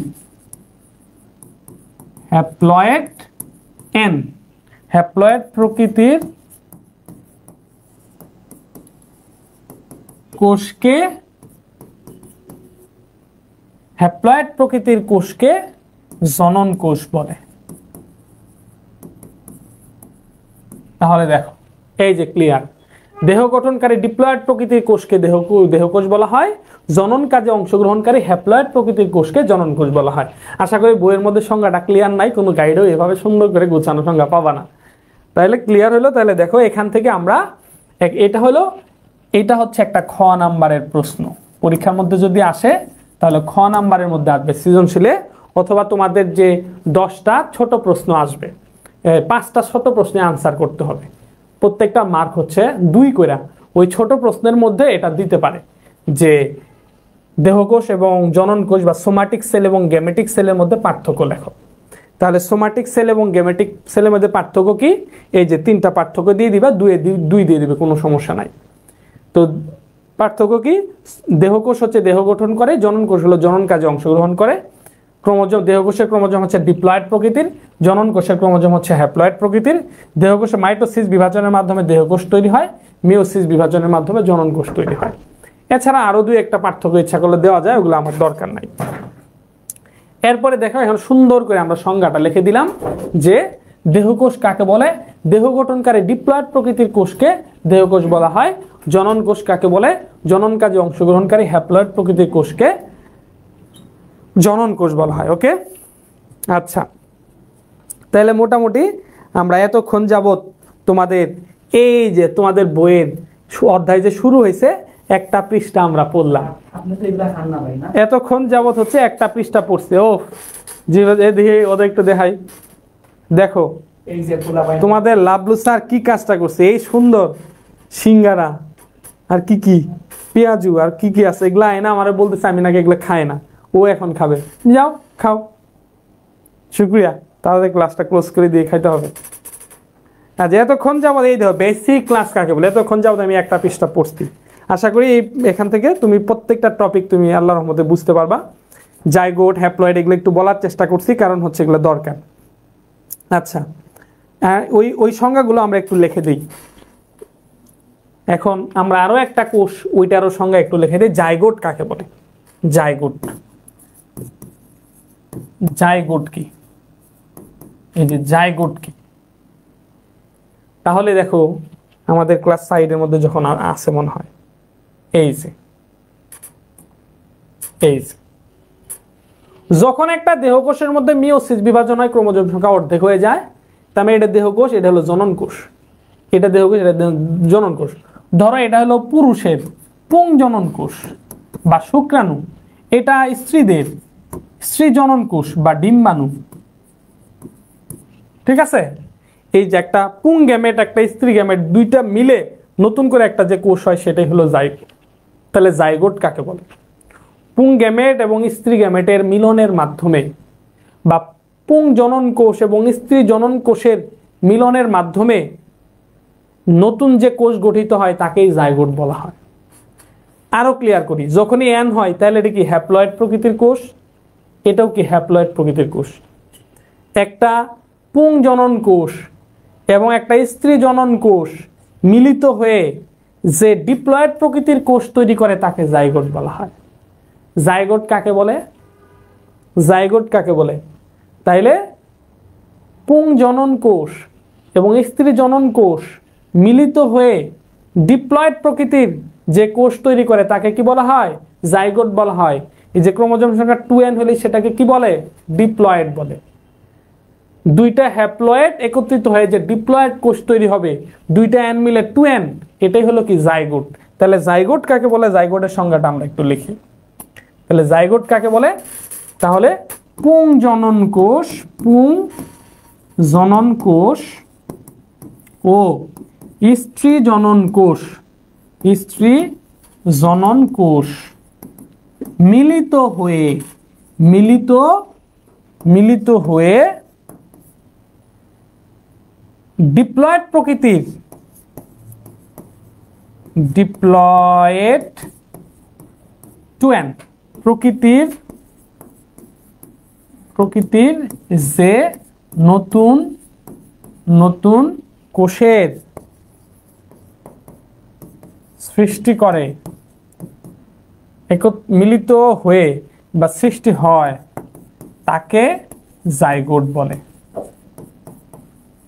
তাকে জাইগোট বলে। তাহলে জাইগোট কোষ কোনটা, পুংজনন কোষ এবং স্ত্রী জনন কোষ মিলিত হয়ে যে নতুন ডিপ্লয়েড প্রকৃতির কোষের সৃষ্টি করে, তাকে কি বলা হয়, জাইগোট বলা হয়। প্রত্যেকটা জীব, জাইগোট হচ্ছে প্রত্যেকটা জীবের, প্রত্যেকটা প্রাণীর প্রথম কোষ। এই যে আমার প্রথম কোষটার নামই হলো জাইগোট, তোমার প্রথম কোষ। এই যে আমি প্রথমে একটা কোষ ছিলাম, ওই একটা কোষের মধ্যে মাইটোসিস হয়, দুইটা হয়েছে, দুইটার মধ্যে আবার মাইটোসিস চারটা হয়েছে, চারটা থেকে আটটা হয়েছে, এভাবে আমি হয়েছি, এভাবে তুমি হইছো, এভাবে একটা বট গাছ হয়েছে, এভাবে একটা গরু হয়েছে, এভাবে একটা ছাগল হয়েছে, সব এভাবে হয়েছে। এটা হচ্ছে কি, এই কোষটা হলো জাইগোট। প্রত্যেকটা মানুষের প্রথম যে কোষটা হয়েছিল, ওই কোষটার নামই জাইগোট। মায়ের পেটের মধ্যে যে কোষটা ছিল। লাভলু তুমি খাও, খাওয়া শুরু করো, আমার জন্য শুধু একটা রেখে দাও। আচ্ছা, তাইলে হচ্ছে মোটামুটি আমরা আরেকটা জিনিস একটু দেখবো, আরেকটা পার্থক্য আমরা পড়ে আমার আজকের ক্লাসটা আমরা শেষ করে দিব ইনশাল্লাহ। যেহেতু ওইটা আমরা অনেক শ্রম দিছি চিত্রটার মধ্যে, আমরা ওইটা একটু পড়বো, অবশ্যই পড়বো। এই যে এটা হলো প্রাণী কোষ, এটা হলো উদ্ভিদ কোষ। আমরা এখন একটু উদ্ভিদ কোষ এবং প্রাণী কোষের পার্থক্যটা পড়বো। উদ্ভিদ কোষ এবং প্রাণী কোষের পার্থক্য পড়বো। আমি বলছিলাম তোমাদের 3D চিত্র দেখাবো, বাট হচ্ছে আমি নিজেই বুঝতেছি না যে এই স্মার্ট বোর্ডে 3D চিত্র কেমন ইয়া করে। ওইটা আমি একটু প্র্যাকটিস করে নেক্সট ক্লাসে তোমাদের দেখাবো। I am really sorry. আর হচ্ছে এটা কি বলছি, লাইভটা শেষ করেই তুমি হচ্ছে আমার চ্যানেলে যে ভিডিওটার কথা বলছি, যে তোমার পড়ার রুটিনটা কেমন হবে, বিশেষ করে 2025 সালে এসেছি তোমরা যারা, আমি জানি লুকায় লুকায় এরাও পরে এই ক্লাসটা করতেছে, তোমার পরীক্ষার পড়ার রুটিনটা কি হবে, লাস্ট 2 মাসে পড়ার রুটিন, এই ক্লাসটা তুমি অবশ্যই করবা, ঠিক আছে? আমি রিকোয়েস্ট করতেছি, এটা তোমার লাভ হবে। এই 2 মাস যে রুটিন দিছে, এই রুটিন অনুসারে তুমি যদি পড়ো, A+ পাওয়ার জন্য যথেষ্ট হয়ে যাবে। তুমি যত দুর্বল স্টুডেন্টই হও, তুমি A+ পাবে ইনশাআল্লাহ। যেহেতু এটাতে অনেক শ্রম দিছে, এটা আমরা একটু পড়বো যে উদ্ভিদ কোষ এবং প্রাণী কোষের পার্থক্য কি। তাহলে দেখো, প্রাথমিকভাবে বলছি যে উদ্ভিদ কোষের চারপাশে একটা জড়বস্তুর আবরণ থাকে, একে কোষ প্রাচীর বলা হয়। এটাকে কোষ প্রাচীর বলে। এই কোষ প্রাচীর উদ্ভিদ কোষের মধ্যে থাকে, কিন্তু প্রাণী কোষের মধ্যে কোনো কোষ প্রাচীর থাকে না। তাহলে উদ্ভিদ কোষ এবং প্রাণী কোষের 1 নাম্বার পার্থক্য, যে উদ্ভিদ কোষের চারপাশ দিয়ে কি থাকে, এই যে কোষ প্রাচীর থাকে, প্রাণী কোষের মধ্যে কোনো ধরনের কোষ প্রাচীর থাকে না, এটা 1 নাম্বার পার্থক্য। তাহলে আমরা এখন হচ্ছে সরাসরি এখানে লিখেই ফেলি। হ্যাঁ, আমরা লিখে ফেলি, পার্থক্য দেখবো আর লিখবো। তাহলে আমরা হচ্ছে এখন আমরা লিখবো হচ্ছে উদ্ভিদ কোষ এবং প্রাণী কোষের পার্থক্য। তো আমরা প্রথমে লিখি হলো উদ্ভিদ কোষ এবং এখানে লিখি হচ্ছে প্রাণী কোষ, উদ্ভিদ কোষ। তাহলে আমরা প্রথম পার্থক্য কি পাইলাম? প্রথম পার্থক্য পাইলাম হচ্ছে উদ্ভিদ কোষের মধ্যে কোষ প্রাচীর থাকে, আর প্রাণী কোষে কোনো ধরনের কোষ প্রাচীর থাকে না। একটা পার্থক্য আমরা পাইছি। এবং এখন আমরা হচ্ছে নেক্সট পার্থক্যের মধ্যে চলে যাই। দেখো, উদ্ভিদ কোষের সবচেয়ে গুরুত্বপূর্ণ বৈশিষ্ট্য হচ্ছে উদ্ভিদ কোষের মধ্যে প্লাস্টিড থাকে। কি থাকে? এই যে প্লাস্টিড থাকে বা ক্লোরোপ্লাস্ট থাকে, যার কারণে উদ্ভিদ নিজের খাদ্য নিজে তৈরি করতে পারে, কিন্তু প্রাণী কোনো ধরনের নিজের খাদ্য নিজে তৈরি করতে পারে না। তাইলে হচ্ছে এটা হলো অনন্য বৈশিষ্ট্য, উদ্ভিদ কোষের মধ্যে প্লাস্টিড থাকে, প্রাণী কোষের মধ্যে কোনো ধরনের প্লাস্টিড থাকে না। এটা হলো একটা পার্থক্য। তাহলে হচ্ছে আমরা পার্থক্যের মধ্যে যাচ্ছি। 2 নাম্বার পার্থক্য হচ্ছে উদ্ভিদ কোষের মধ্যে কি থাকে? প্লাস্টিড থাকে। প্লাস্টিড থাকে, প্রাণী কোষে কোনো ধরনের প্লাস্টিড থাকে না। 2টা পার্থক্য হয়ে গেল। পরবর্তীতে দেখো উদ্ভিদ কোষের মধ্যে আর কি থাকে, প্রাণী কোষের মধ্যে আর কি থাকে না। দেখো কোষীয় অঙ্গাণুর মধ্যে দেখো এই যে কোষ গহ্বর, এই যে উদ্ভিদ কোষের মাঝখানে একটা কোষ গহ্বর, এটা কি আবার? যেমন ধরো একটা সিটি আছে, তোমার বাড়ির পাশে একটা পুকুর আছে, তো যত বজ্র পদার্থের লাইন ওই পুকুরের মধ্যে, ওইটা কোনো কাজ নাই। একটা যেমন ধরো এই ঢাকা এই যে রামপুরা এরিয়া, যেটা এই পুরা এরিয়ার যত ময়লা সব হাতিরঝিলের যে লেক এটার মধ্যে পড়তেছে, কি ঠিক না? কিন্তু কি এটা হাতিরঝিলের যে পুরা লেকটা, এটা কি অপ্রয়োজন? এটা ফাঁকা জায়গা পড়ে আছে। বা একটা হাউজিং সোসাইটির মাঝখানে একটা পুকুর, যত ময়লা সব ওখানে পড়তেছে। তাইলে এরকম একটা কোষের ভিতরে, ধরো এই যে একটা কোষের ভিতরে একটা খাল পতিত পড়ে আছে, একটা ফাঁকা জায়গা পড়ে আছে, এটা হলো কোষ গহ্বর। এইটা ওই যে যত ওয়েস্ট আছে, বজ্র আছে, ওগুলো সব জমা হয় কোষ গহ্বরের মধ্যে জমা হয়। আপাতত এই কোষ গহ্বরের কোনো কাজ নাই, ফাঁকা একটা জায়গা। গহ্বর মানে ফাঁকা জায়গা, কিন্তু আসলে এটা ফাঁকা না, এর ভিতরে অনেক কিছু থাকে, তবে এটা অপ্রয়োজনীয় জিনিসগুলো এখানে থাকে। এই জন্য তাহলে এই যে দেখো এই উদ্ভিদ কোষের মধ্যে কোষ গহ্বর অনেক বড়। কোষ গহ্বরটা কি?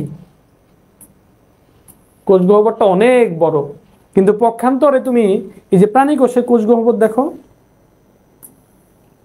এই দেখো প্রাণী কোষের কোষ গহ্বর এই যে একটু অনেক ছোট। তাইলে উদ্ভিদ কোষের কোষ গহ্বর কি? উদ্ভিদ কোষের মধ্যে অপেক্ষাকৃত অনেক বড় কোষ গহ্বর থাকে, কিন্তু প্রাণী কোষের কোষ গহ্বর কি? একেবারে ছোট। তাহলে এটা হলো একটা পার্থক্য। তাহলে আমরা ঝটপট পার্থক্য লিখে ফেলি। 3 নাম্বার পার্থক্য দাঁড়াবে হলো উদ্ভিদ কোষের কোষ গহ্বর বড়। কোষ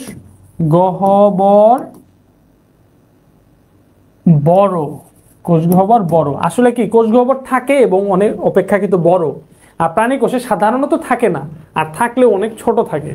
কোষ গহ্বর কি? ছোট। এটা হলো একটা পার্থক্য।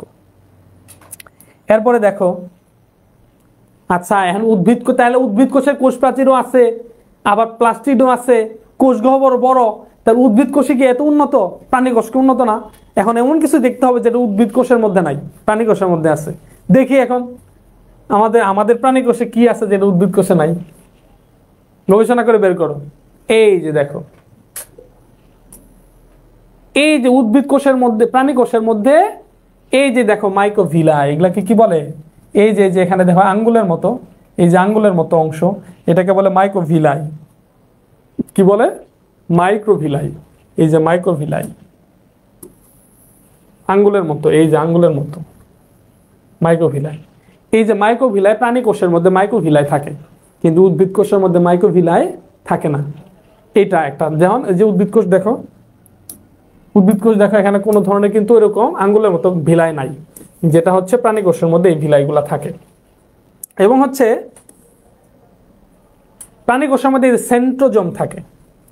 এই যে সেন্ট্রোজোম আছে না, এই যে সেন্ট্রোজোম, এই যেখানে গোলাকার, এই যে গোলজি বস্তুর নিচে গোলাকার সেন্ট্রোজোম আছে, এটা হলো প্রাণী কোষের মধ্যে থাকে। কিন্তু উদ্ভিদ কোষের মধ্যে কি থাকে না? উদ্ভিদ কোষের মধ্যে এই সেন্ট্রোজোম থাকে না। এবং হচ্ছে তাহলে দেখো, তাহলে প্রাণী কোষের মধ্যে মাইক্রোভিলাই থাকে, উদ্ভিদ কোষের মধ্যে কোনো ধরনের মাইক্রোভিলাই থাকে না। প্রাণী কোষের মধ্যে সেন্ট্রোজোম থাকে, আর উদ্ভিদ কোষের মধ্যে সেন্ট্রোজোম থাকে না, বা সেন্ট্রিউল। ওই সেন্ট্রোজোমের মধ্যে আবার সেন্ট্রিউল থাকে, ওই একই জিনিস। এটাকে সেন্ট্রোজোমও বলা যাবে, আবার সেন্ট্রিউলও বলা যায়। তাহলে এই দুইটা জিনিস আমাদের প্রাণী কোষের মধ্যে থাকে, উদ্ভিদ কোষের মধ্যে থাকে না। তাহলে এটাও আমরা লিখে ফেলি।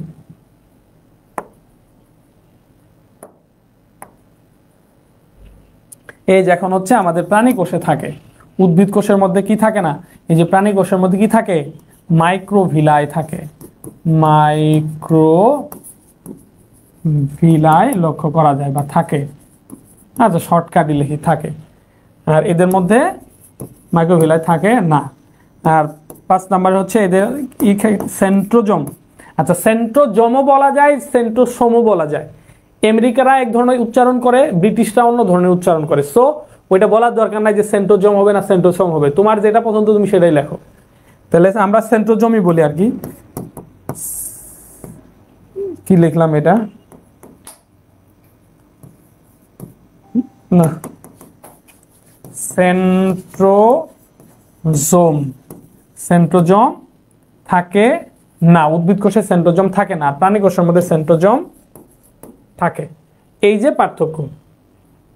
আচ্ছা এরপরে সেন্ট্রোজোমের দিক দিয়ে গেল, নিউক্লিয়াসের উপর ভিত্তি করেও একটা, নিউক্লিয়াসের উপর ডিপেন্ড করে একটা পার্থক্য আছে, সেটাও একটু বলে দেই। এটা অনেক সময় বুঝে না। এই যে উদ্ভিদ কোষ এবং প্রাণী কোষ, নিউক্লিয়াস দেখো, এই যে নিউক্লিয়াস, উদ্ভিদ কোষের কোষ গহ্বরটা কিন্তু বড়, যার কারণে নিউক্লিয়াসটা একটু পাশে, এক পাশে। উদ্ভিদ কোষের নিউক্লিয়াসটা কি এক পাশে, এবং প্রাণী কোষের নিউক্লিয়াসটা সাধারণত কেন্দ্রের দিকে থাকে। এটা হলো একটা নিউক্লিয়াসের উপর বেস করে পার্থক্য, যে প্রাণী কোষের নিউক্লিয়াসটা কেন্দ্রের দিকে, কেন্দ্রের মধ্যে থাকে, আর উদ্ভিদ কোষের নিউক্লিয়াসটা এক পাশে থাকে। এটাও একটা পার্থক্য করা যায়।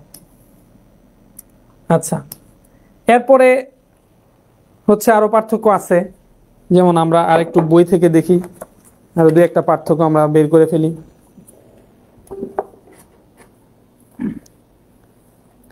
আচ্ছা তার মানে তাহলে এটা আমরা লিখে ফেলি, এটা আমরা লিখে ফেলি যে উদ্ভিদ কোষের মধ্যে নিউক্লিয়াস,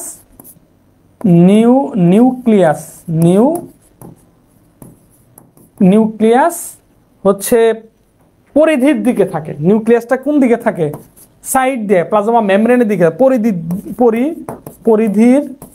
পরিধির দিকে থাকে। আর প্রাণী কোষের ক্ষেত্রে নিউক্লিয়াস কই থাকে, কেন্দ্রের দিকে থাকে, নিউক্লিয়াস কেন্দ্রের দিকে থাকে। গেল। এবং হচ্ছে আরেকটা পার্থক্য, লাস্ট পার্থক্য দিয়ে শেষ করে দেই। এই যে উদ্ভিদ কোষের মধ্যে খাদ্য সঞ্চিত অবস্থায় থাকে, এবং প্রাণী কোষের মধ্যে খাদ্য সঞ্চিত থাকে। তো এই উভয়ই শর্করা জাতীয় খাদ্য সঞ্চয় করে। আমার শরীরের মধ্যে আমরা যত শর্করা খাচ্ছি, ওইটা আমার কোষের মধ্যে যে সঞ্চয় হয়। কোষ কি করে, শর্করা ব্যবহার করে, কিছু আবার সঞ্চয় করে। এবং উদ্ভিদ কোষ শর্করা ব্যবহার করে কিছু সঞ্চয় করে, যেমন আমরা টাকা পয়সা ব্যবহার করে কিছু আবার সঞ্চয় করি তেমন। তবে এটা পার্থক্য হলো উভয় শর্করার মধ্যে একটু প্রকারভেদ আছে। শর্করা স্টার্চও হয়, শর্করা গ্লাইকোজেন হয়। সাধারণত প্রাণী দেহের মধ্যে যে শর্করাগুলো জমা থাকে এগুলো হলো গ্লাইকোজেন, আর উদ্ভিদ দেহের মধ্যে যে শর্করাগুলো হয় এগুলো হচ্ছে স্টার্চ।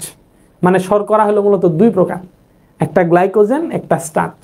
গ্লাইকোজেন হলো প্রাণী দেহে সঞ্চিত শর্করা, আর স্টার্চ হচ্ছে উদ্ভিদ দেহে সঞ্চিত শর্করা।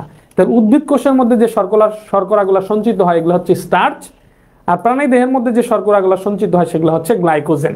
তাহলে এটা হচ্ছে একটা পার্থক্য, যে উদ্ভিদ কোষের মধ্যে সঞ্চিত শর্করা হচ্ছে, এদের মধ্যে সঞ্চিত শর্করা হচ্ছে স্টার্চ।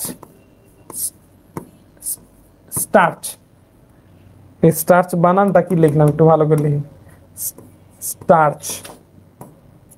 আর প্রাণী দেহের মধ্যে সঞ্চিত শর্করা হচ্ছে কি, গ্লাইকোজেন। সঞ্চিত শর্করা হচ্ছে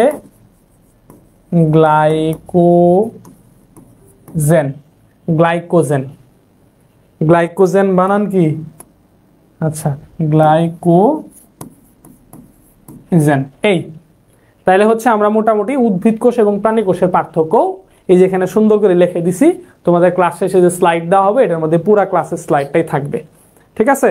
তাহলে আমরা একটু এখান থেকে দেখি পার্থক্যটা করে আমাদের অধ্যায়টা আজকে শেষ করে দেই, আজকের ক্লাসটা শেষ করে দেই। সেটা হচ্ছে কি, এই যে উদ্ভিদ কোষ, এই যে প্রাণী কোষ, দুইটার মধ্যে আমরা পার্থক্য বললাম যে ওই যে উদ্ভিদ কোষের মধ্যে কোষপ্রাচীর থাকে, প্রাণী কোষের মধ্যে কোনো ধরনের কোষপ্রাচীর থাকে না।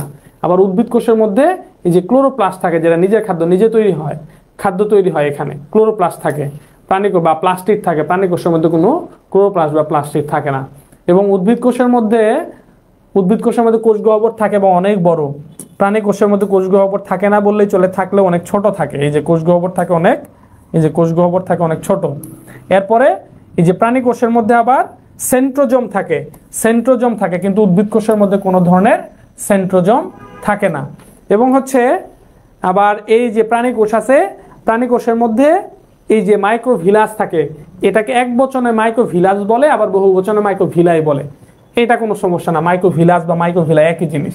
তাহলে এই প্রাণী কোষের মধ্যে হচ্ছে মাইক্রোভিলাই থাকে, কিন্তু উদ্ভিদ কোষের মধ্যে কোনো ধরনের মাইক্রোভিলাই থাকে না। এবং হচ্ছে উদ্ভিদ কোষের মধ্যে সঞ্চিত খাদ্য হচ্ছে স্টার্চ, আর প্রাণী কোষের মধ্যে সঞ্চিত খাদ্য হচ্ছে গ্লাইকোজেন। এই হচ্ছে উদ্ভিদ কোষ এবং প্রাণী কোষের পার্থক্য। তাহলে টোটাল আজকের যে আমরা যে পড়াশোনা করছি একটু রিভাইজ করে দেখি আমরা কি কি পড়লাম আজকে। আমরা হচ্ছে একেবারে সুন্দরভাবে বেসিক থেকেই পড়ছি সব কিছু। এই যে এখানে সুন্দর করে সব কিছু এখানে উপস্থাপন করা হয়েছে। প্রথমে আমরা পড়লাম হলো জীবকোষ। কোষ কাকে বলে? কোষ হচ্ছে একটা বৈষম্য ভেদ্য পর্দা দ্বারা আবৃত জীবজ ক্রিয়াকলাপের একটা একক, সেটা হচ্ছে কি কোষ। কোষ এটা সংজ্ঞা সর্বপ্রথম প্রদান করছে 1969 সালে লুই এবং সিকেভিজ নামক দুইজন বিজ্ঞানী। এবং আমরা পড়লাম হচ্ছে আদি কোষ কাকে বলে, প্রকৃত কোষ কাকে বলে। আদি কোষ এবং প্রকৃত কোষের মধ্যে পার্থক্য কি, এগুলো সব খ নাম্বার প্রশ্ন। বা প্রাককেন্দ্রিক কোষ এবং সুকেন্দ্রিক কোষের মধ্যে পার্থক্য, প্রোক্যারিওটিক সেল এবং ইউক্যারিওটিক সেলের মধ্যে পার্থক্য। এবং আমরা আরো পড়লাম হচ্ছে দেহকোষ কাকে বলে, জনন কোষ কাকে বলে, দেহকোষ এবং জনন কোষের মধ্যে পার্থক্য। এগুলা খ নাম্বারের প্রশ্ন। আবার ক নাম্বারের প্রশ্ন আমরা আরো পড়লাম এই যে দেহকোষ কাকে বলে, জনন কোষ কাকে বলে, এবং আমরা পড়লাম জাইগোট কাকে বলে। তো ডিপ্লয়েড প্রকৃতির কোষ যেগুলো দেহ গঠন করে সেগুলো হলো দেহকোষ। হ্যাপ্লয়েড প্রকৃতির কোষ যেটা জনন কাজে অংশগ্রহণ করে সেটা হ্যাপ্লয়েড কোষ, এই জনন কোষ।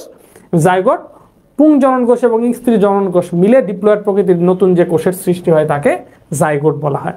এবং আমরা আরো পড়লাম হচ্ছে উদ্ভিদ কোষ এবং প্রাণী কোষের মধ্যে পার্থক্য। মোটামুটি এই ছিল আজকে আমাদের ক্লাস। আশা করি একেবারে বেসিক লেভেল থেকে মোটামুটি সবকিছু বুঝতে পারছো। এছাড়াও এরপরে যদি কোনো কোশ্চেন থাকে অবশ্যই আমাকে কমেন্ট বক্সে জানাবা। ইনশাল্লাহ তোমাদের সঙ্গে আমাদের কোর্সে তোমরা দ্রুত যুক্ত হয়ে যাও। কারো যদি ইচ্ছা হয় শুধু বায়োলজি কোর্স নিবা, নো প্রবলেম, নাও। শুধু ফিজিক্স নিবা, নাও। শুধু কেমিস্ট্রি নিবা, সুযোগ আছে। সবগুলো কম্বাইন একত্রভাবে নিতে পারো, বেসিক টু প্রো। এখানে তোমাকে একেবারে বেসিক থেকে আস্তে আস্তে সব কিছু অধ্যায়গুলো এভাবে আমরা বেসিকলি সব কিছু পড়াবো। এরপর হচ্ছে তোমাকে এমসিকিউ সলভ করাবো, সিকিউ সলভ করাবো, এবং এভারেজ তোমার যা কিছু লাগে সব কিছু আমরা দেওয়ার চেষ্টা করব। আশা করি আমাদের সঙ্গে থাকবে এবং হচ্ছে তোমাদের সঙ্গে ভালো একটা সময় কাটবে ইনশাল্লাহ। সো কোনো ধরনের টেনশন নাই, বায়োলজি নিয়ে কোনো ধরনের ভীতি করার দরকার নাই। তুমি তোমার দায়িত্ব আমার উপর ছেড়ে দাও। আমি জাস্ট যেভাবে বলো তুমি সেভাবে সেটা অনুসরণ করো। ইনশাল্লাহ বায়োলজি নিয়ে কোনো ধরনের টেনশন থাকবে না। তুমি অন্যান্য সাবজেক্টের প্যারা নাও, আমার শুধু ক্লাসগুলো করবা আর নোটগুলো একটু পড়বা, হয়ে যাবে ইনশাল্লাহ। আর হচ্ছে বিজ্ঞাপন দিয়ে দিই